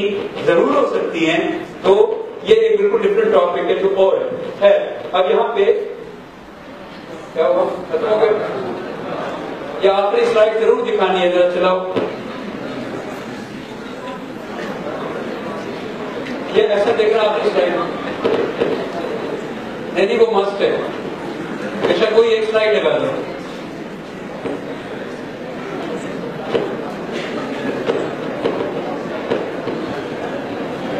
خیر آخری سلائڈ یہ ہے کہ اس میں ہاں بس یہی ویسے دکھا دو. یہ جو ہے جسے کہتے ہیں ورک ڈرائیو، یہ ناسا کے سائنسدان کا پروجیکٹ ہے جس کو ناسا نے سپورٹ کیا ہے، اور ناسا اس پروجیکٹ کو سپورٹ کر رہا ہے، جس کا مطلب یہ اکیڈیمک لیول کی بات ہے. اور میں آپ کو کوئی فینٹیسی نہیں سنانے لگا، یا میں آپ کو کوئی فکشن مووی کی بات نہیں بتا رہا. یہ ناسا کا پروجیکٹ ہے، ساتھ میں جو ناسا کا ادارہ ایگل اسے چلا رہا ہے. میں نے اس کا مونوگرام بھی دیا ہے. مزید آپ گوگل سرچ کریں گے تو میری بات کا آپ کو ثبوت ملے گا کہ ناسا اگر صرف اتنا مطمئن نہیں ہے کہ وہ بنا لے گا، خود ناسا کے کچھ سائنسدان اس کے خلاف بھی بات کرتے ہیں، لیکن بڑی بات یہ ہے کہ ناسا اسے فنڈ کرتا ہے. یہ ورک ڈرائیو ہے جناب، اور یہ اسپیس ٹائم کی گریویٹیشنل ویو کے اوپر چل رہے ہیں. وَأَنَّا حَمَلْنَا ذُرِّيَّتَهُمْ فِي الْفُلْكِ الْمَشْحُونِ وَخَلَقْنَا لَهُم مِّن مِّثْلِهِ مَا يَرْكَبُونَ. آج تک اس کا ترجمہ یہ کیا جاتا رہا کہ جیسے سمندر میں کشتیاں ہیں ایسی کشتیاں اور بھی ہیں، اور ان کشتیوں پہ تمہاری نسل کے لوگ سوار ہیں. لیکن اگر ہم وقتی طور پہ اس آیت کا ترجمہ یہ سمجھیں کہ جیسی تمہاری زمین ہے اور اس پہ تم سوار ہو، وَأَنَّا حَمَلْنَا ذُرِّيَّتَهُمْ، تو ایسی نسل جیسے تمہاری نسل ہے اور کشتیاں بھی ہیں اور ان پر اور تمہاری نسل کے لوگ سوار ہیں، تو ایسا کہنا کچھ زیادہ بعید از قیاس نہیں ہوگا. لیکن یہ دلچسپ بات ہے کہ یہ نوح علیہ السلام کا بحری بیڑا ہے. یہ اس لیے نوح علیہ السلام کا بحری بیڑا ہے، یہ پہلی کشتی ہے جو انسان بنا رہا ہے. یہ ورک ڈرائیو ہے، اور یہ ورک ڈرائیو ایک خاص طریقے سے چلتی ہے کہ آپ جو اسپیس ٹائم کی گریویٹیشنل ویو ہے وہ خود کریٹ کرتے ہیں ایک خاص قسم کی بہت زیادہ انرجی کے ذریعے. آپ اس کی بیک سے دیکھیں نا، ابھی سر یہاں بتا رہے تھے جان ویلن کا ایک کال سر وقار بتا رہے تھے، جس سائنسدان کا کال بتا رہے تھے، اس کا نام سر نے صرف نہیں لیا. آئنسٹائن کا ایک ڈسائپل ہے جان ویلن، وہ کہتا ہے کہ space tells matter how to move and matter tells space how to bend. تو یہاں وہی ہو رہا ہے، matter tells space how to bend and space tells matter how to move. Warp drive ایک کشتی ہے، ایک ایسی مشین بنائی جا رہی ہے، کیونکہ کہا جاتا تھا کہ اسپیڈ آف لائٹ سے زیادہ پر ہم سفر نہیں کر سکتے. تو یہ ایک ایسی کشتی ہے جو اسپیڈ آف لائٹ سے 10 گنا زیادہ پر چلے گی، کیونکہ اسپیس ٹائم کو ورک کر دیں. دیکھیں نا، اگر آپ کے پاس ایک کاغذ ہو اور اس کاغذ پر 2 نشان ہو، ایک نشان یہاں ہو اور ایک نشان یہاں ہو، اور آپ ٹریول کریں اس نشان سے اس تک، تو آپ کہیں گے آپ نے تقریباً 1 فٹ کا سفر کیا. لیکن اگر آپ اس کاغذ کو فولڈ کر دیں اور اس کے یہاں سوراخ کر دیں دونوں نشانوں والی جگہ پہ، ادھر بھی نشان کو سوراخ کر دیں، تو آپ کو 1 فٹ سفر نہیں کرنا پڑے گا، بلکہ آپ کو 1 انچ بھی سفر نہیں کرنا. اسپیس ٹائم چونکہ لچکدار ہے، کپڑا ہے، تو اسپیس ٹائم ورک ہو سکتی ہے. اسپیس ٹائم وہاں کی دوسری کائنات کی، دوسری گلیکسی کی اور ہماری گلیکسی کی ایسے کھینچ کے نزدیک لائی جا سکتی ہے، اور جب نزدیک لائی جائے گی تو ٹائم بھی نزدیک آئے گا، اسپیس بھی نزدیک آئے گا. یعنی اسپیس ٹائم ورک ڈرائیو بنائی جا رہی ہے ناسا کی طرف سے. جاتے جاتے ایک دلچسپ بات اور بھی بتاتا چلوں کہ یہ क्वांटम फ्लक्चुएशन की स्पेस टाइम है, या यहाँ पे एनिमेशन चल नहीं रही, इसको अब छोड़ देते हैं, ये स्लाइड खत्म हो गई है। जाते जाते आपको एक बात बताता चलूं कि 1945 में एक फिक्शन नावल आया अमेरिका में, जिसमें एक स्पेस एलिवेटर का कॉन्सेप्ट उस नावलनिगार ने डाला कि जमीन से एक एलिवेटर, एक लिफ्ट जो है वो आसमान तक जाती है। नावल, फिक्शन नावल, इसको बंद कर रहे बस। तो जमीन से आसमान तक एक वो जाती है, क्या कहते हैं उसे, लिफ्ट जाती है। ये 1945 का एक नावल था, और नासा के काम देखें कि नासा ने इसमें दिलचस्पी लेना शुरू कर दी कि दिस इज पॉसिबल। और नासा ने 2013 में एक बहुत बड़ा कंपटीशन करवाया जिसमें $150,000 फर्स्ट प्राइज था। तो आप जैसे स्टूडेंट्स को दावत दी गई थी इस प्रोजेक्ट पे काम करें कि हमें वो बनाते एलिवेटर, स्पेस एलिवेटर में पॉसिबल कैसे है? 35,000 किलोमीटर लंबी इमारत बनाना तो पॉसिबल नहीं है। हम तो थोड़ा सा 100 किलोमीटर का भी अभी बनाने के काबिल नहीं है। दरअसल जो साइंस के आप लोग यहाँ बैठे हैं, जानते हैं ये बात कि सेंट्रीफ्यूगल फोर्स, उस कुलिया को, वही जो रस्सी वाला, वो याद रखें। जो ही आप मदार में पहुंचेंगे अपनी इमारत लेकर, तो इमारत को बाहर से खींचना शुरू हो जाएगा स्पेस ऊपर की तरफ। यानी आपको 10,000 किलोमीटर फी घंटे की ताकत जो है वो मदार में मिलेगी, नीचे अगर आपने इमारत बनाई। अब इमारत तो है वो जाहिर लोहे की तो बनेगी नहीं, तो एक कार्बन नैनो ट्यूब नामी, केमिस्ट्री के लोग अगर बैठे तो वो जानते हैं कि जितने भी मॉलिक्यूल्स हैं नामियाती कीमिया के, ऑर्गेनिक केमिस्ट्री के, मुख्तलिफ शेप्स बनाते हैं। कोई हीलिक्स बनाता है, कोई स्फीयर बनाता है।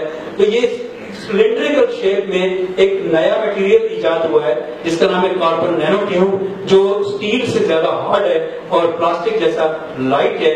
उसको यूज कर रहे हैं, और इसको बनाने का तरीका ये रखा गया है कि शटल, खलाई शटल से एक फेंकी जाएगी वायर, और वो वायर समंदर में एक जहाज के साथ हुक कर दी जाएगी, और उस समंदर से एलिवेटर स्पेस में जाएगा। आज $11,000 खर्च आता है 1 पाउंड स्पेस में भेजने का किसी भी चीज का। तो ये जब चंद साल बाद बन जाएगी स्पेस एलिवेटर, चंद साल नहीं तो चंद दहाइयों बाद जब बन जाएगी, तो उसके बाद सिर्फ $100 खर्च आएगा। एक और साथ ही चीज इजाद हुई है जो स्पेस में जाने के लिए, पहले रॉकेट भेजते थे, उसके नीचे फ्यूल था, और वो हम आग का शोला नीचे की तरफ थ्रस्ट मारता था, तो न्यूटन के तीसरे कानून की रूप से रॉकेट ऊपर की तरफ जाता था, और जो मैंने आपको 17,500 किलोमीटर की घंटा बताई है, उससे वो स्पेस में चला जाता था।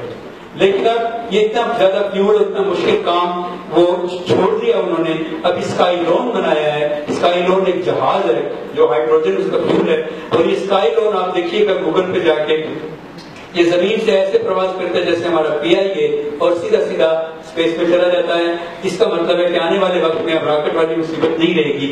और वैसे भी अब स्पेस में विजिट के लिए लोग जाने लग गए हैं। एक जहाज है जिसका नाम है जीरो ग्रेविटी प्लेन, नाम सुना होगा आपने। जीरो ग्रेविटी प्लेन में आप भी जा सकते हैं, वो आवाम के लिए खोल दिया गया है। जीरो ग्रेविटी प्लेन जो है स्पेस में पूरा तो नहीं जाता, लेकिन एक ऐसे मुकाम तक जाता है कि जहाँ पे आप जब वो ऐसे करते तो ग्रेविटी लेस फील करते। और एक तीसरी चीज जो कि स्पेस में जाने के लिए बल्कि वो कारआमद है, और वो जापान ने 2010 में भेजी थी, और अमेरिका ने, नासा ने 2011 में भेजी थी, उसका नाम है solar cell. Solar cell SAIL वाला आपने सुना होगा। बागबानी कश्तियां, समंदर में जहाज चलते हैं जो कि जिनमें बड़े बड़े कपड़े आपने देखा होगा लगे होते हैं बागबान, तो हवा उन्हें धकेलती है, बागबानों का रुख मोड़ दिया जाता है, तो समंदर में वो चलते हैं। ऐसी ही सोलर सेल, आप में से जो लोग बैठे फोटो इलेक्ट्रिक इफेक्ट जानने वाले जो लोग हैं, वो ये बात अच्छी तरह से जानते हैं कि रोशनी के जर्रात भी, ठीक है ना, अगर आपसे कहा जाए कि आप सब, बल्कि नहीं, ये क्वेश्चन है कि अगर चाइना के सारे लोग मिलकर किसी एक सेकंड में जोर से उछले, उसी सेकंड में हवा में उछले और फिर जमीन पे गिरे, तो क्या जल्जला आएगा? यानी ये देखना कि जमीन का वजन, जमीन के में मोमेंटम डालना, अपने जंप से जमीन में मोमेंटम मुंतकिल करना पॉसिबल है, जाहिर है। आप उन इंसानों की बात को छोड़ें, ये जो रोशनी के पार्टिकल्स हैं, नैनो के लोग यहाँ बैठे हुए, वैसे ये पार्टिकल फिजिक्स की बात है, ये जो रोशनी के पार्टिकल्स हैं, इनमें वजन होता है, آپ اور تو اور ایک دیوار پہ سایہ پڑ رہا ہو نا، اگر ایک دیوار پہ سایہ پڑ رہا ہو تو جس جگہ سایہ پڑ رہا ہوتا ہے اس جگہ کا وزن ساتھ والی جگہ سے کم ہوتا ہے، کیونکہ وہاں جو ساتھ والی جگہ ہے وہاں پروٹون پریشر ڈال رہے ہوتے ہیں. تو یہ جو سولر سیل بنائی گئی ہے یہ پروٹون کے دھکے سے چلتی ہے. یعنی سولر سیل اسپیس میں بھیجی گئی ہے، 2010 میں جاپان نے بھیجی ہے، ناسا نے 2011 میں بھیجی ہے. تو جو سورج سے فوٹونز آتے ہیں وہ سولر سیل کے جو اس کی ڈش ہے، ڈش تو نہیں کپڑے کی چیز ہے، وہ اس کے ساتھ ٹکراتے ہیں تو اسے پش ہوئے پیچھے کی طرف. ایک تو ہوتا ہے سولر انرجی والا سیل، میں نینو والوں سے بات نہیں کر رہا ہوں، میں وہ سولر سیل ہے، یعنی وہ اس کو اوپر سے پریشر دیتی ہے. اس کو پہلے دن جب ہم چھوڑتے ہیں تو وہ ایک دن میں 160 کلومیٹر فی گھنٹہ کی رفتار سے چلتی ہے، پھر پہلے سال میں 60,000 کلومیٹر فی گھنٹہ کی رفتار سے چلتی ہے، اور 3 سال کے بعد وہ 160,000 کلومیٹر فی گھنٹہ سے چلے گی. تو اسپیس میں ہمارے پاس جانے کے بہت سے 2025 میں مریخ پر مارس 1 مشن جا رہا ہے جس کے لیے 100 لوگوں کو سلیکٹ کیا گیا ہے. اور میں نے اس لڑکی کا انٹرویو سنا ہے جس نے کہا ہے کہ I hope that I would be the first mother on Mars and I am the first Martian mother. مارس والوں کی ہوا. تو اب جو ہے یہ دنیا اور ترقی ہو گئی ہے، ہم میٹروپولیٹن سوسائٹی سے نکل رہے ہیں، ہم کاسموپولیٹن سوسائٹی بنانے جا رہے ہیں. اگرچہ ہمارے بہت سی کامیاں خرابیاں تھیں لیکن میں نے پھر بھی بہت